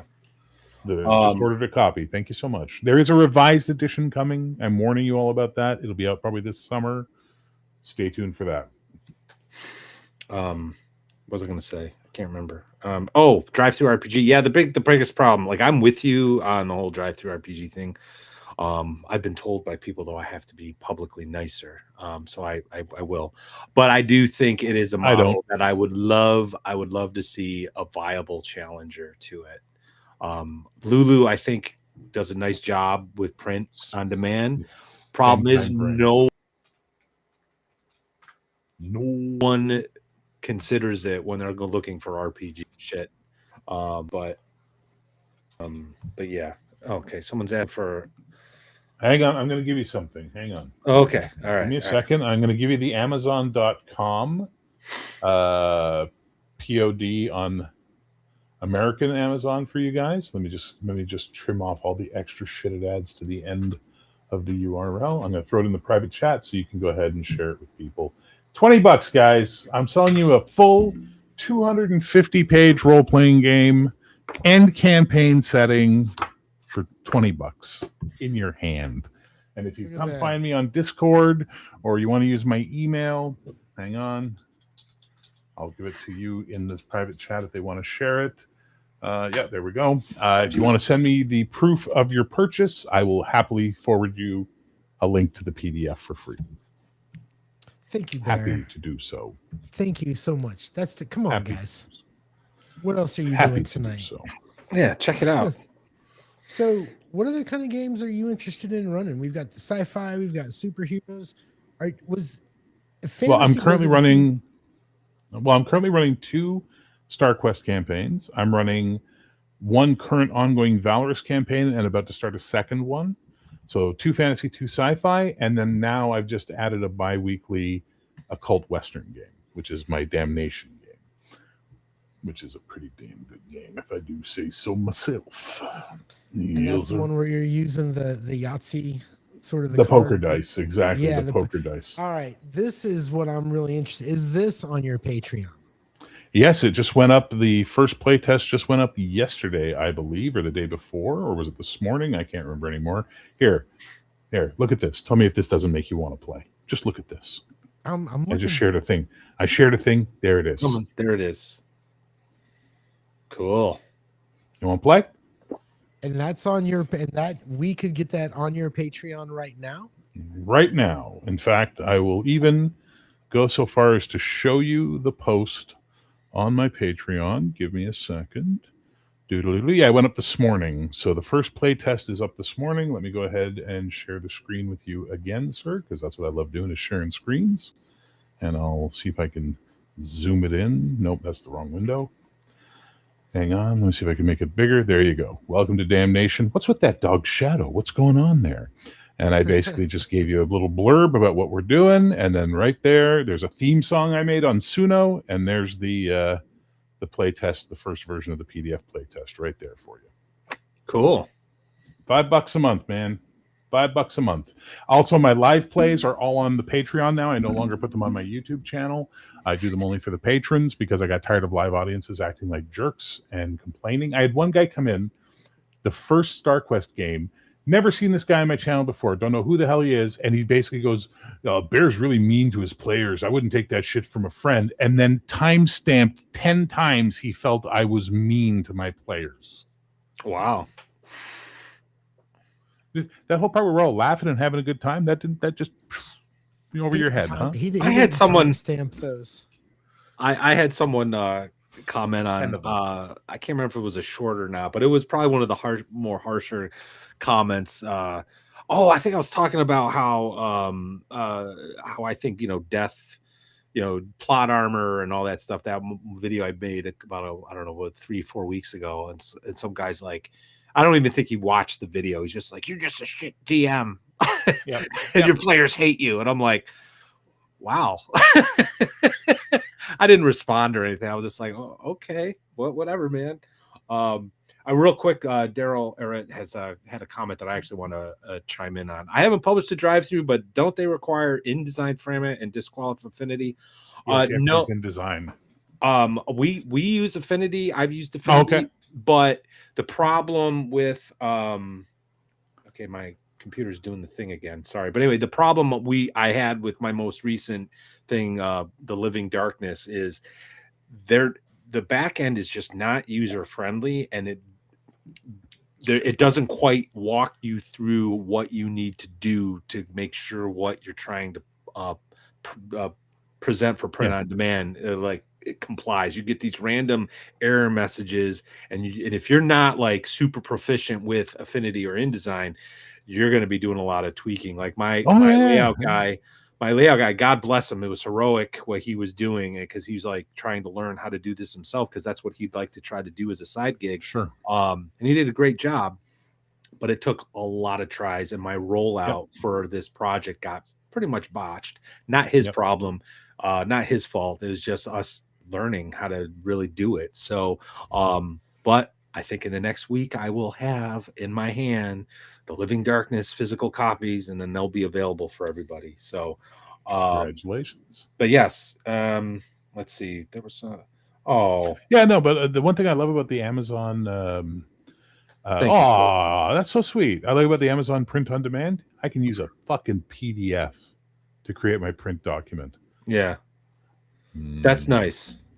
Lulu lets me do that too, but DriveThru doesn't. Yeah, well, Lulu's got a great back end. I've published through Lulu, and they do a great job. $2 from Robert Santon. Bear, just know that Satan 2018 likes you. In the future, there are many Satans. Ours is named Robert, and he is fighting the sentient vending machines against the cat overlords to protect humanity. Yes, my layout guy is better with bacon. He's a great dude. Nice. He's great to work with. Nice. Yeah, and he's been like a lot of like, I think he's been whipping himself like with all the mistakes and stuff. I'm like, dude, it's not you. It's really not you. Were you two or one of you guys on the backer kit for Heroic? No. I actually discovered Heroic after the fact. Okay. Yeah. I discovered Heroic on DriveThru RPG looking for superhero role-playing games. Let me show you something, gentlemen, that'll make you get excited for when it finally comes out, because right now we're buying art, and art is expensive because we can't use AI because people threaten to boycott us. But I'm just going to go ahead and hang on. I got to put this to full page level, turn off scrolling. We have basically been getting the layout done. Oh, not very exciting. Oh, here we go. Now we're coming into the layout. Now the layout's looking good. That looks really good. Holy crap. Yeah. Now, this is all great. AI placeholder art that we're dealing with right now for the most part. But yeah, we're just basically getting it all done, getting it ready for the public and having it come out.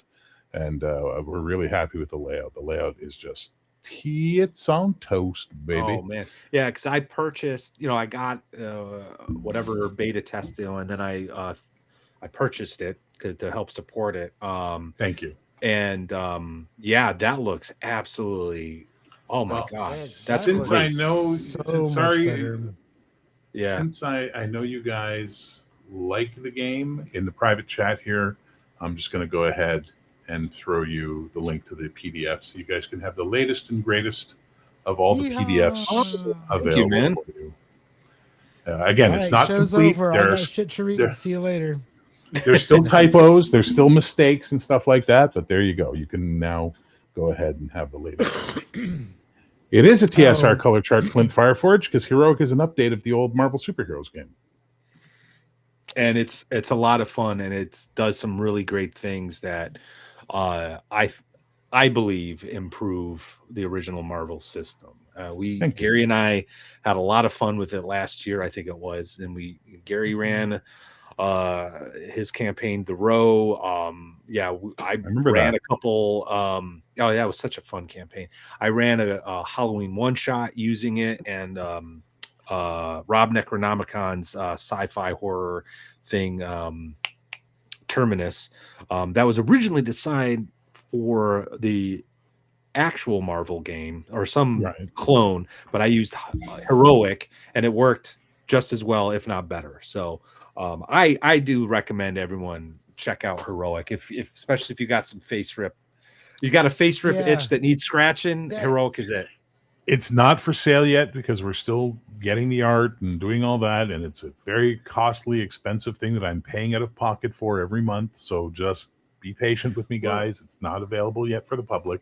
But if you join my Patreon, every time I do an update for the backers, a week later, my patrons get the update. So, haha, $5 a month. And get lots of stuff on my Patreon, including literally hundreds of heroes and villains and vigilantes and adventures and everything you could want. Lore, tons of stuff. Here's the thing. I was on your Patreon for a while, and there is a lot. This was last year. I dipped in for a month, and there is a lot of stuff. There is always new stuff coming up. There are always new villains or little tidbits of this or that. And I think at that time you were really kind of I don't think you were doing Valorous yet. So it was all heroic. It was all heroic. For about a year and a half, it was all heroic. Yeah. And if I understand the way things are working over there, everything that you've already put up stays up. It's not like you're just getting stuff, in this limited amount of time. No, it's all there. There's a ton of stuff over there.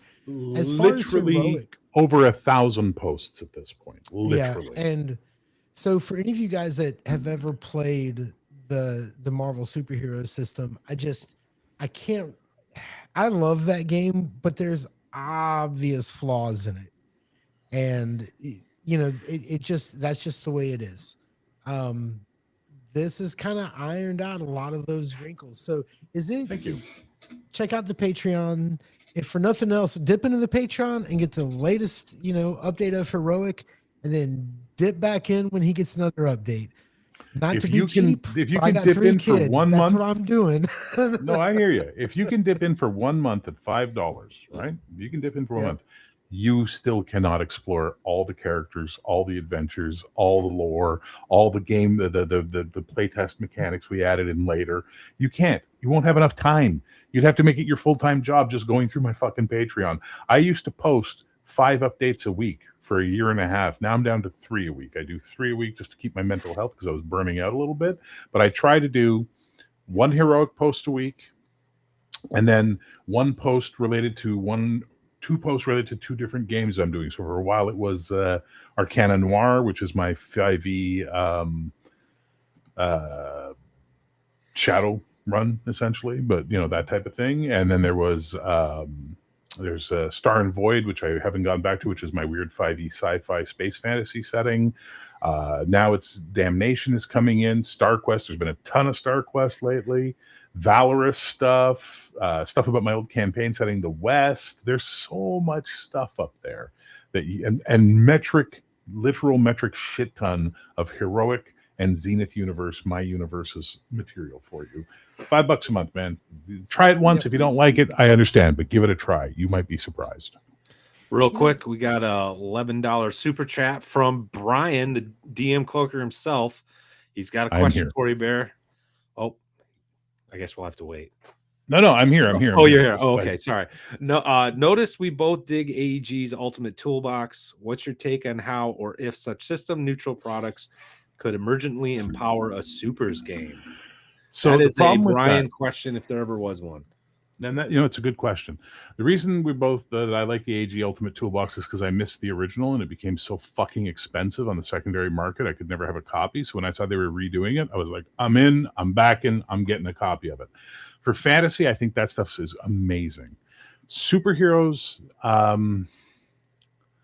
you have to build everything in a superhero game. Whatever game system you're using, you're going to have to build it for that system. So I don't think the system neutral stuff is as useful unless you really have a lot of time to sit down and stat out characters and stat out, threats and villains and all that kind of stuff. So I don't think it's as useful as fantasy, especially something as basic as D&D, which is so easy to just make shit on the fly for.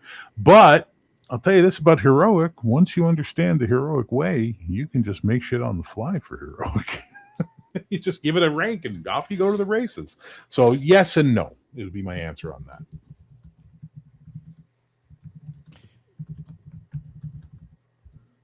Already got Ascendant, Marvel Multiverse, and Savage World superpowers. Don't know if I could do another unless you can convince me it's better. Well, DM Griffin, I will do this. Ascendant, I don't have a degree in math, so I don't want to play it. Marvel Multiverse was amazing during playtest, but as they made decisions towards the final product, it went in a direction that I was not happy with. And I mean, I still have it all because Matt's a friend and I support him and I make sure I buy all the product, but I'm not interested in it. And Savage World Superpowers breaks down after mid-level characters. You can't do high-power, world-class superheroes. You can't do cosmic heroes. The game just breaks completely. Heroic can do all of that, doesn't have a shit ton of math in it, isn't doing wonky mechanics, and is a very direct, straightforward game that you can literally run any type of superhero game you want, or hack the rules with a little bit of effort and run any genre you want. Wild West, fantasy, super spies, horror. You can do all of it.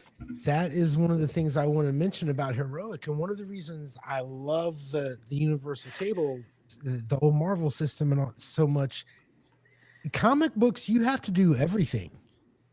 Comic books are sci-fi. You know, a superhero is really sort of they're the superheroes of that genre. Batman is the super detective, right? You know, they're all it's all these genres kind of mixed together. Guardians of the Galaxy, Doctor Strange, and they're all on the same fucking team. You know, you got to have rules so that Mr. Fantastic can build a new vehicle to go through the, negative zone and figures. Am I crossing DC and Marvel? Anyway, point being is that you have to have it all, and you have to have a way for your players to build it all. Yeah. It's sort of a low key generic role playing game. Yeah. Well, and I don't play a lot of supers games, but last year Gary's campaign, The Row, I mean, we had a blast, and we were playing low powered street level characters that totally fit 1920s noir sort of thing. But there was also magic and crime bosses and ninjas. It was awesome. It was a lot of fun. He's playing Dr. Alchemy. He was fun. Oh man. See, Bear, now that you're here, I was gonna have 5 mini campaigns that equaled my grand campaign. And now that you're here, it's kind of like, well, shit. Yeah, I know. If I should finish that. I was thinking that now too earlier I had today. plans for Dr. Alchemy. Dr. Alchemy's love that canon name. now. Great name. Yeah, it was a really good name. Yoink! What? And by the end of it, Dr. Alchemy was so frustrated with the magic that he learned magic himself. Yeah, He was like, that's what I must did. understand. Nice. Yeah. Very good. So his whole I do Guardians of the Galaxy level stuff on the Patreon for the Zenith Universe. It's called Freebooters, and I got all the races and all these cool characters you can meet and stuff. You can do anything with Heroic. You're just limited by your imagination, and that's all there is to it. Give it a rank, roll a die, off you go. Yep. Man. Oh shit. It's time for me to start putting together Rocket City. I know. I started. You got a World War II thing to work out. I know. And then I'm supposed to do Rocket City. Yep. Anyway. See, now that's the campaign I'm itching to run, that I will get around to running. I want to do a Golden Age World War II heroic game. Not a supplement, but I want to run an actual play of that where you're fighting super Nazis, Melkor, I will talk to you first, bro. When it's gonna happen, I will let you know. And Melkor, I've missed you, man. I haven't been on the server a whole lot. Good to see you showing up. Glad you're playing in Bear's game. Yeah, he's playing in StarQuest and he's playing in Damnation. So that's cool. I got him in 2 games. He's a great player to have. Yeah. Enthusiastic, to say the least. Yes. And not only is he enthusiastic, but it's little things like, oh, is anybody mapping? I got it. He's been mapping the whole time. I love it. Love that guy. I fucking love Nerds Nerd. It's really a super versatile engine. The best Yahoo Anthro Tennis Club dating sim game I ran was using Heroic. Jesus Christ. So, yes. So I'm curious, when I run a game that's not a sandbox, And I'll admit, I think too much about it, and I will make traps for myself to fall into sometimes. Sure. But when I do that, my attitude has always been like, okay, I have control over Act 1 to some extent. And then after that, my players are pretty much loose to go chase clues and do what they like. So I really need to know my setting. I need to know what's going on. And I don't necessarily plan encounters, but I feel like I know my setting enough that when a fight breaks out, like I don't know. What's your technique for just getting started in a superhero campaign? Like, okay. All right. You want it? I'll give it to you. Let's do it. Here Let's do it is right here. My rant about how to run a superhero campaign. And I'm talking about a traditional superhero campaign. I'm not getting into the nitty-gritty of a Watchmen versus Justice League or anything like that. 26 minutes. Session 1, bring them together. Whatever the catalyzing event is that brings the heroes together, bring them together. They form a team in that moment. They work together. Excellent. Okay.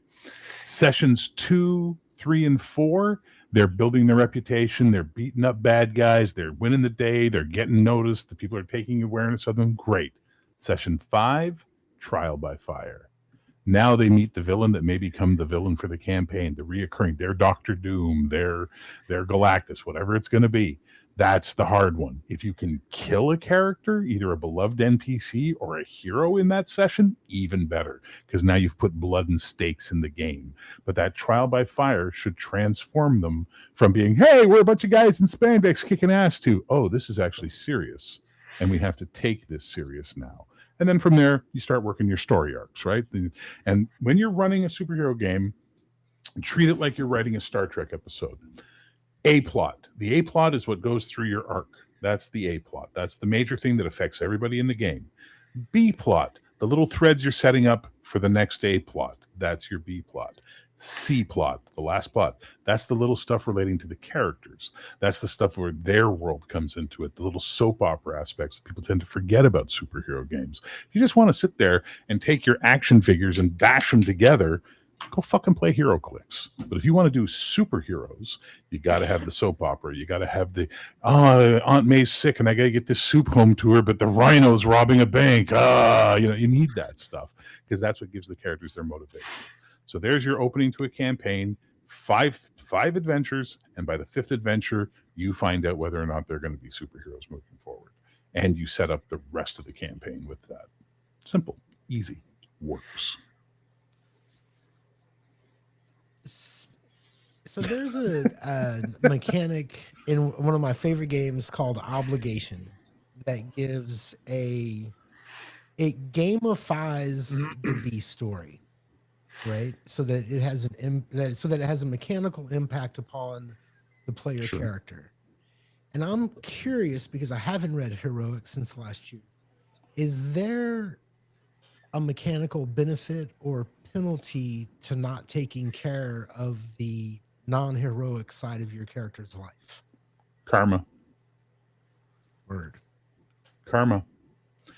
You get karma for being your character, for doing their responsibilities. You lose karma for shirking those responsibilities or not being your character. I'm Law Justice Dog. That's my name. Law Justice Dog. I'm an old West gunfighter who got frozen in time. And now I've got magic 6-shooters and I'm fighting crime.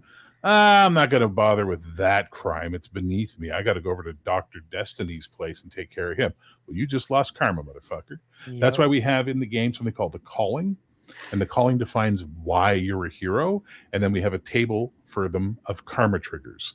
3 at +5, 2 at +10, 1 at +15. The player have to keep track of them. But when they meet those criteria, they get karma for playing their character properly and remembering why they're a hero, why they are doing this.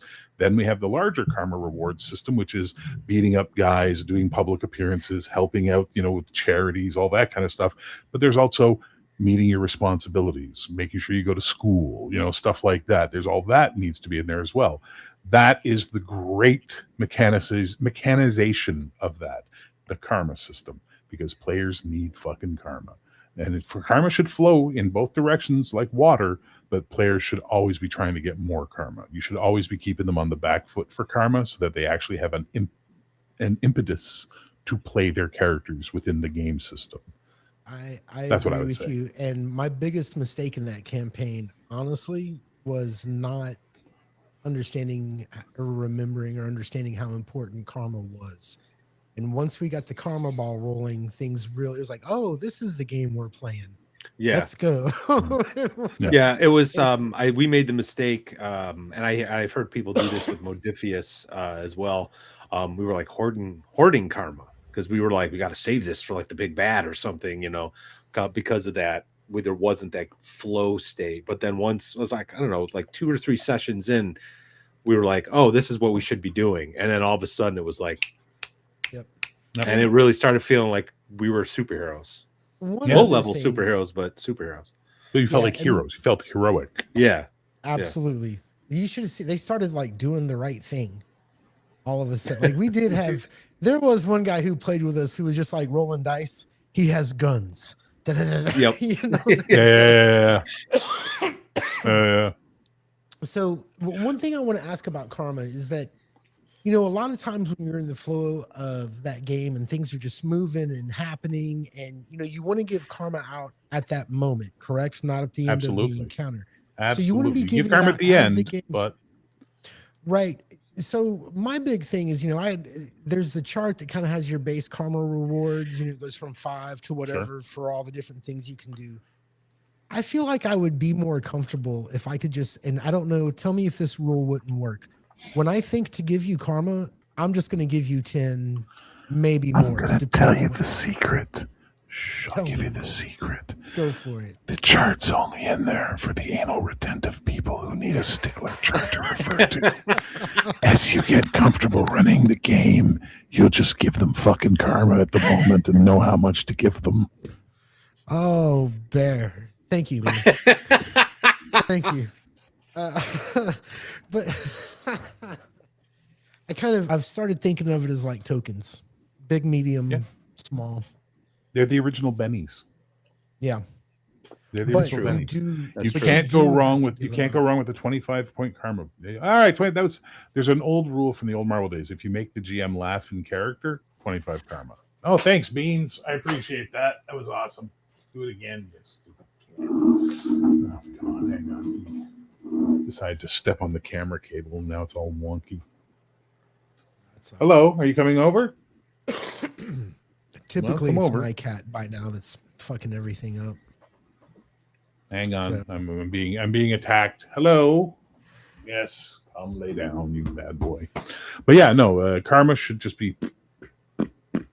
But the karma triggers are there so that the players pay attention, and they have to track their own karma triggers and remind you as the GM, because it's not your job to remember their triggers; it's their job to remember it. Dude, here's the thing, Bear, I'm gonna tell you something. Before I had this new book that you just sent me, and I was using the beta that I got off of DriveThru. When I was planning my game, every day I show up in the car at the school car line to pick up kids at 2:30. Now there's 2 kids, which means I'm there from 2:30 to like 3:15. Oh my God! And I sit in the hot Texas sun in my car with the air conditioner on, with my iPad, reading Heroic, making sure, hey, this is going to happen in this session. I need to make sure I bone up on this part right here. So I have just flipped through your new copy, which you can get on Bear's Patreon for $5 a month, by the way. And I'm looking through it, and I have a feeling I'll be sitting in the car on Monday around about 2:30, reading through Heroic again, because this looks really nice, Bear. You guys have done a lot of work since the last time I looked at it. So no, our layout guy's a guy congratulations. named Craig Williams. He's from England. He's an amazing. Hey, you're being a bad boy. You're in the biting mood, so you're going down. Love you. Bye. Patreon link is back in the chat. Oh my God. Craig does great work. He's a fantastic layout guy.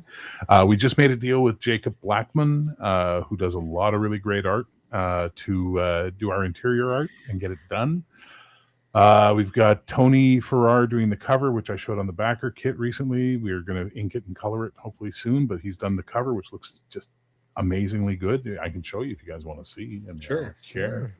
where did I put it? Ugh, so much shit on my computer, I swear to Yeah, there we go. I got it right here. Look at me. I got lucky. This isn't the final dress on it, but it was just a temporary dress we put to have it for people to see for the backers so they could see sort of what it's going to look like. But this is the cover that we're going to be going with in the end. I can try and zoom it in for you. Hang on. So let me do that. And then let me, oops, hang on. Boop. Come here. And I'll make it zoom. There we go. So we've got basically, the whole thing. And then we've got a bunch of characters. This is Mystic. This is Thunder Girl. This is Gyro. This is Nida. Oh, God, what the hell's her name? Not Night Owl. Is it Night Owl? I think it's Night Owl. No, it's not Night Owl. It's Night something or other. K with a K. Lady America in the center, Monolith, Max Plastic, and Turbo Fox. We got a whole bunch of our characters on the cover. It's going to come in all real nice and cool. And that's Tony's cover, which looks amazing. And I can't wait to see what Shane does with it with the colors. That'll be the next step. And it'll look pretty groovy. Nighthawk, that's her name, because we used to call Nerds Nerd Nighthawk. That's right. And I don't know why I'm not back on screen. Oh, yeah, it's Restream. That's why I'm not back on screen. None of us are back on screen. Because Restream does weird stuff when you share stuff. Just we'll have We're to wait. gone. Matt! I'm waiting. Everything. It's thinking. Restream thinking. I find that highly suspect. There we are. Yeah, so we got some great stuff, and the art's looking good. And then the print on demand is going to be so expensive. I'm dreading when it comes because I'm going to have to pay for those out of pocket because all the backers who bought print on demand stuff, I got to buy them coupons. And ever since we finished the backer kit, DriveThru's raised their prices like 3 times on us. So it's like, oh, fuck, It's the way it is. That's life. What I might do is just do it on Amazon instead and then just say, hey, give me your address and I'll buy you a copy and ship it to you. You know what I mean? I'll just do it that way. It'll be easier. I'll get free shipping and you don't have to pay anything other than just the book showing up at your house. Because it's just absolutely absurd how much DriveThru's charging right now. So... I got to remember her name. Yeah, exactly. Well, no, real quick. I also want to say as someone who's used Heroic, Bear has a lot of stuff you can use on the Patreon for your game. But one of the things that you should consider is that I skinned some villains. Basically, there were some characters you posted. I needed some things. I didn't want to go through. I was like, oh, you know what? That looks cool. Let's put him in a fedora with a suit and give him a Tommy gun. 1920s. Here we go. There you go. So, those resources, those are there. I'm just a real big fan, and as God damn it, Bear, I'm gonna be playing your game again. Sorry, Melkor. Why I did it, man. It's coming. So, that's why I did it because it was meant to be played. Real quick, what were your? I just got to get this in because I'm a comic fan. I was deep in comics for a long time. What's your comics? What are your favorites? Or the ones you go? Well, my two issues of Heroic mean a lot to me, which you can get on DriveThru Comics. But for me, I'm a huge Bronze Age fan. So like about 70 to 85, that's my jam, yo. New Teen Titans, the Claremont Byrne X-Men run, the old Justice League of America, where it was just cool. I'm a massive Justice Society fan. JSA all the way, every time, all day, 10 times over. I used to love reading the old Dial H for Hero, where they'd have the fan-submitted characters. I used to love that. I think that they're the best. For superheroes, though, I mean, New Mutants wasn't bad. The Elementals, Bill Willingham, that's probably my favorite superhero comic ever.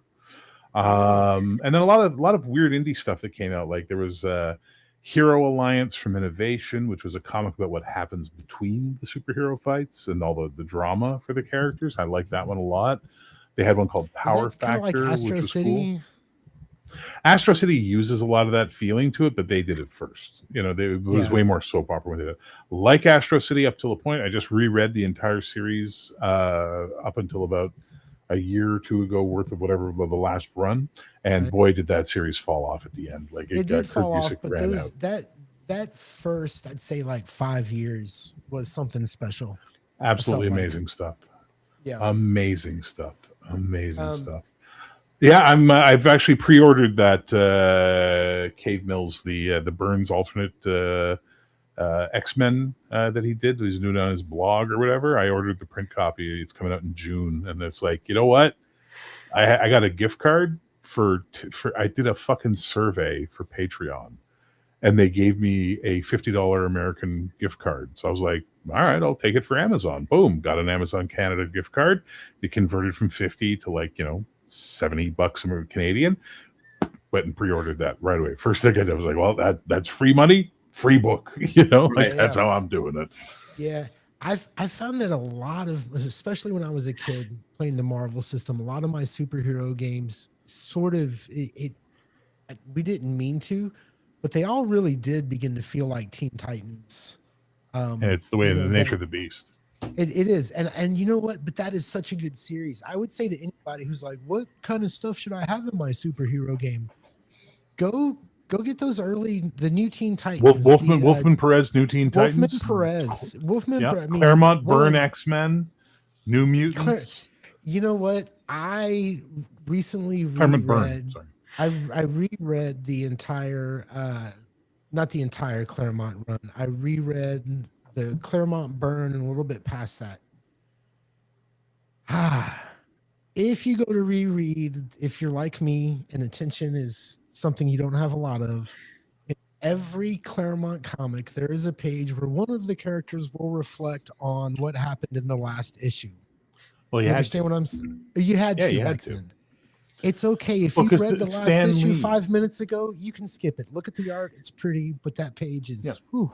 But Stan Lee made that a thing. He said every comic you write, he told all the writers in the days, every comic you write is someone's first comic. Keep that in mind. And that's why I like the recap page. And I like stories that are, honestly, I think the 6-issue arc that they're doing these days for the trade is a little too long. It's a little decompressed. It's overwrought. It's overwrought. I love the 1-issue stories. I love the 2-issue stories. Back in the day, do you remember when the Fantastic Four and Avengers met up in their annuals on the Skrull ship and Byrne had everything worked out? Yeah, it was great. Great. That whole series was 3 books, and it's still one of the most epic runs ever. We got a super chat from Ultra TTRPG, $2. Always here to support my Canadian stepdad.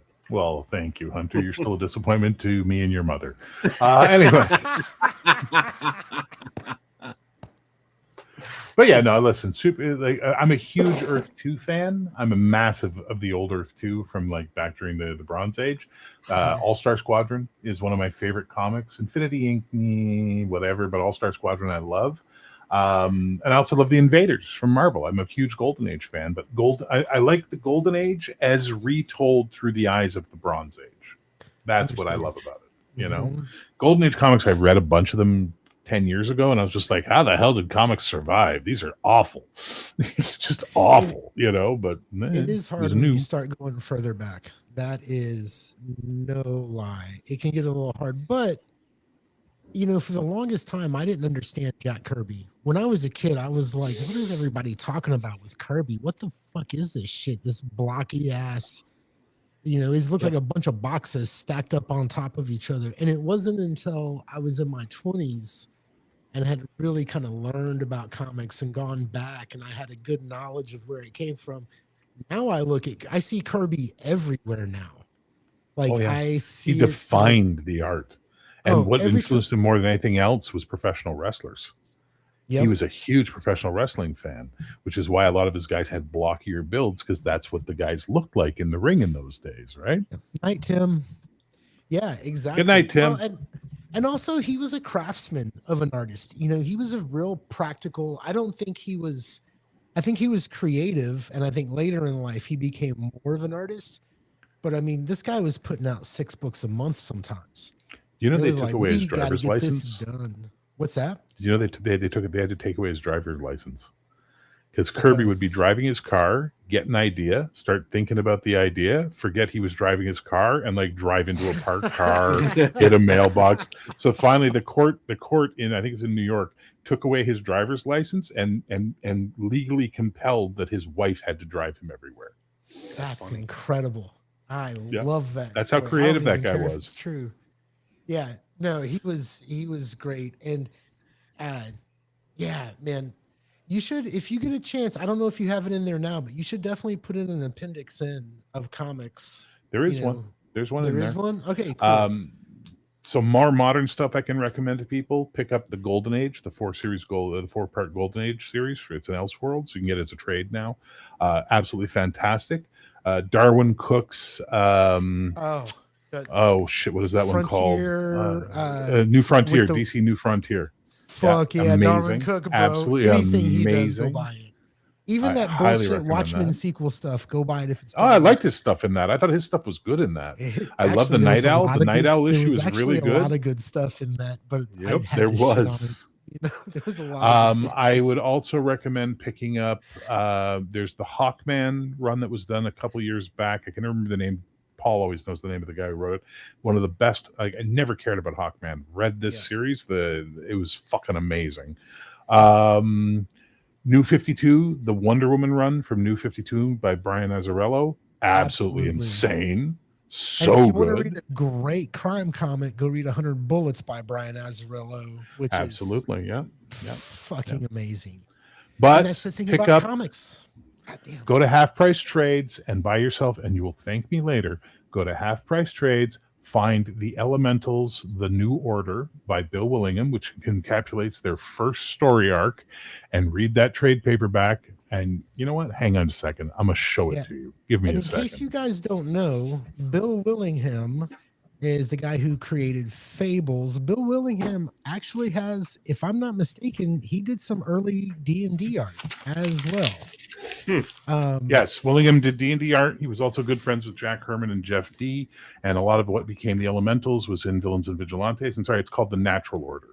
And, you know, it's a trade paperback. This is the first story arc of the Elementals from their origin right up to their trial by fire and success. Like I was telling you how to run a campaign, and you will absolutely love this. This is such a good fucking series.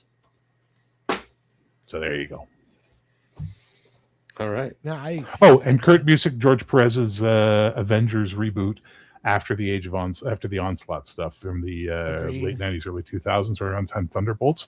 The first run on Thunderbolts, great stuff. Thunderbolts is fucking incredible. And I'm gonna get a little more modern because a lot of people, I feel like Marvel and DC had some really great writers in the late 90s and early 2000s, and they burned them out by giving them too many books. I think that first bit, and they leaned on Brian Bendis a little too much. And the problem is they started giving Brian Bendis everything to do. Brian Bendis is amazing at writing a single character. You give him a team book, I thought Bendis's Avengers was great at the beginning. No, I thought it was great. And then when Hickman took over Avengers, if you're one of those people who are like superheroes are silly, go read fucking Jonathan Hickman's Avengers, which they're going to completely destroy with Doomsday and Secret Wars because they're going to whatever. But go read what's his name's run on Captain America. I can't remember his name right now. Winter Soldier. Brubaker. Go read the Brubaker run where Bucky becomes Captain America. Jesus Christ, is that good? That was Disney before Disney at the movies. If you read that book is a gritty espionage book. It is Bucky. Who did the Hawkeye miniseries? The Hawkeye series with it was Matt Fraction and David Aja. Matt Frank, amazing. David amazing. Aja art. That art was fucking incredible, and so it was cool. All these pictograms, and and it was Hawkeye. Pizza the dog. Yeah. And I'm not a big, Matt Fraction is very hit or miss. That was a hit. Hawkeye. That was definitely a hit. Yeah, go look up. Hey there, hot guy. What's going on? Aren't you hot guy? Like, I mean, come on, all the Russian guys, bro. It's so fucking good. Kate Bishop. I actually liked Kate Bishop. Like, I liked Young Avengers, but I love Kate Bishop because of that series. Kate Bishop in the comics is fucking badass. Disney will never pull it off, even though they got the third. Did you watch? They got the third most beautiful woman in the. I did, and she's gorgeous and great. Dude, and she's I didn't realize. Bishop, but the show in general doesn't. The show was garbage. But think about this. Imagine if the next thing they had done, instead of doing the Falcon and Winter Soldier bullshit and all that they did, imagine if the next series had been Kate Bishop and Yelena Belova on a road trip across America fighting Dude, Hydra. How fucking good would that have been? Because those two played off each other. Their chemistry was insanely good. Because they're so hot, dude. Anyway, it's ridiculous. Sorry, we're leaving. Take a drink. You're sounding thirsty, brother. Take a drink. Yeah, my bad. I used to always tell people, they'd say, Gary, what do you want to be when you grow up? And I said, a dirty old man. I'm gonna succeed. I'm gonna succeed. So, well, okay. I know we devolved into comics, but I don't get that chance very often. No, dude, it's fine. Well, it's related to heroic, I guess. So that's good. Yeah, and it's also, as much as some of them are original and they have original ideas, superhero comics do kind of follow a formula. Even the ones you think are different, they do follow. There is a pattern, and you can learn how to run superhero games by reading them. New Teen Titans, Let me make Wolfman and Perez. Absolutely. X-Men, New Mutants, they'll teach you how to run games. Let me make my last pitch for the Patreon, which thank you for just putting up again. Guys, the other thing I need to explain to you is that when you give me that $5 a month, or even you go for the $10 a month fee, which doesn't get you much extra other than bragging rights, and every now and then I give you a nice printable character of an entry that you can print up and put in a binder, like the old Marvel handbook stuff. Every $5 you're putting into that is paying for art and eventually print costs for the final on Heroic. So you're not just getting stuff, you're also funding the final game, which is a really nice thing for me and a really great thing for you, because then I can pay artists to do great art, and then I can eventually pay for books, which will be really nice. So please, friends, Romans, gamers, give me your money. It's just as simple as that. So give it to me, and I'll give it to Bear the next time I see him. Yeah, because you and me, we're like this. I'm this guy over here. The other day, I was at the grocery store. I was like, "Hey, Bear, how's it going, man?" Here's that. Well, I'm like, what am I doing in Texas? What the hell? Hey. All right, man. Hey, Bear, thanks for coming on the show, man. Thanks for having me on, guys. Always fun when I'm here. And regardless of what you think, I know that when you leave our show, you feel better than when you started. You have a reputation. We just looked it up. Hold on, let me see what it. I have a reputation. Oh, self-described curmudgeon, was it? Yes, I am. I'm self-described curmudgeon. And I will say that when you visit with us for a couple hours, by the time you leave, you're a little less curmudgeonly. Let me read something to you from the author John Winokur. I got called a curmudgeon once. Here we go. I got called a curmudgeon once by one of my students, and I was like, I'm not a curmudgeon. And then I looked up the definition of curmudgeon and tripped on this. A curmudgeon's reputation for malevolence is undeserved. They're neither warped nor evil at heart. They don't hate mankind, just mankind's absurdities. They're just as sensitive and soft-hearted as the next guy, but they hide their vulnerability beneath a crust of misanthropy. They ease the pain by turning hurt into humor. They attack modernism because it devalues genuine sentiment. Nature, having failed to equip them with a serviceable denial mechanism, has endowed them with an astute perception and sly wit. Curmudgeons are mockers and debunkers whose bitterness is a symptom rather than a disease. They can't compromise their standards and can't manage the suspension of disbelief necessary for feigned cheerfulness. Their awareness is a curse. Perhaps curmudgeons have gotten a bad rap the same way the messenger is blamed for the message. They have the temerity to comment on the human condition without apology. They not only refuse to applaud mediocrity, they howl it down with morose glee. Their versions of the truth unsettle us, and we hold it against them, even though they soften it with humor. And when I saw that, I was like, yes, sir, I'm a curmudgeon. Thank you, Bear. Yeah, Bear, thanks so much for stopping in. As always, we love having you on. And everyone, please go check out his Patreon. I can't say enough about Heroic. I'm not a comic book guy, but I have a lot of fun playing that. So but you should be. Well, anyway, with that said, I guess our watch has ended. Next week, we're going to have Dan Blackwell on to talk about Dropship, his latest thing that's coming out. So more sci-fi stuff, this from another perspective, right? And then I think we'll be ending our sci-fi arc for a little while. Yeah, we've been doing a lot of sci-fi. And then after that, the week after that is going to be a chill stream of sorts, talking about dungeon tubing and what's been going on in the industry. So we hope to see you there next week. Everyone have a great weekend, a great week. Next Friday, We hope to see you. How many weeks are we away from North Texas? What's it looking like? 4.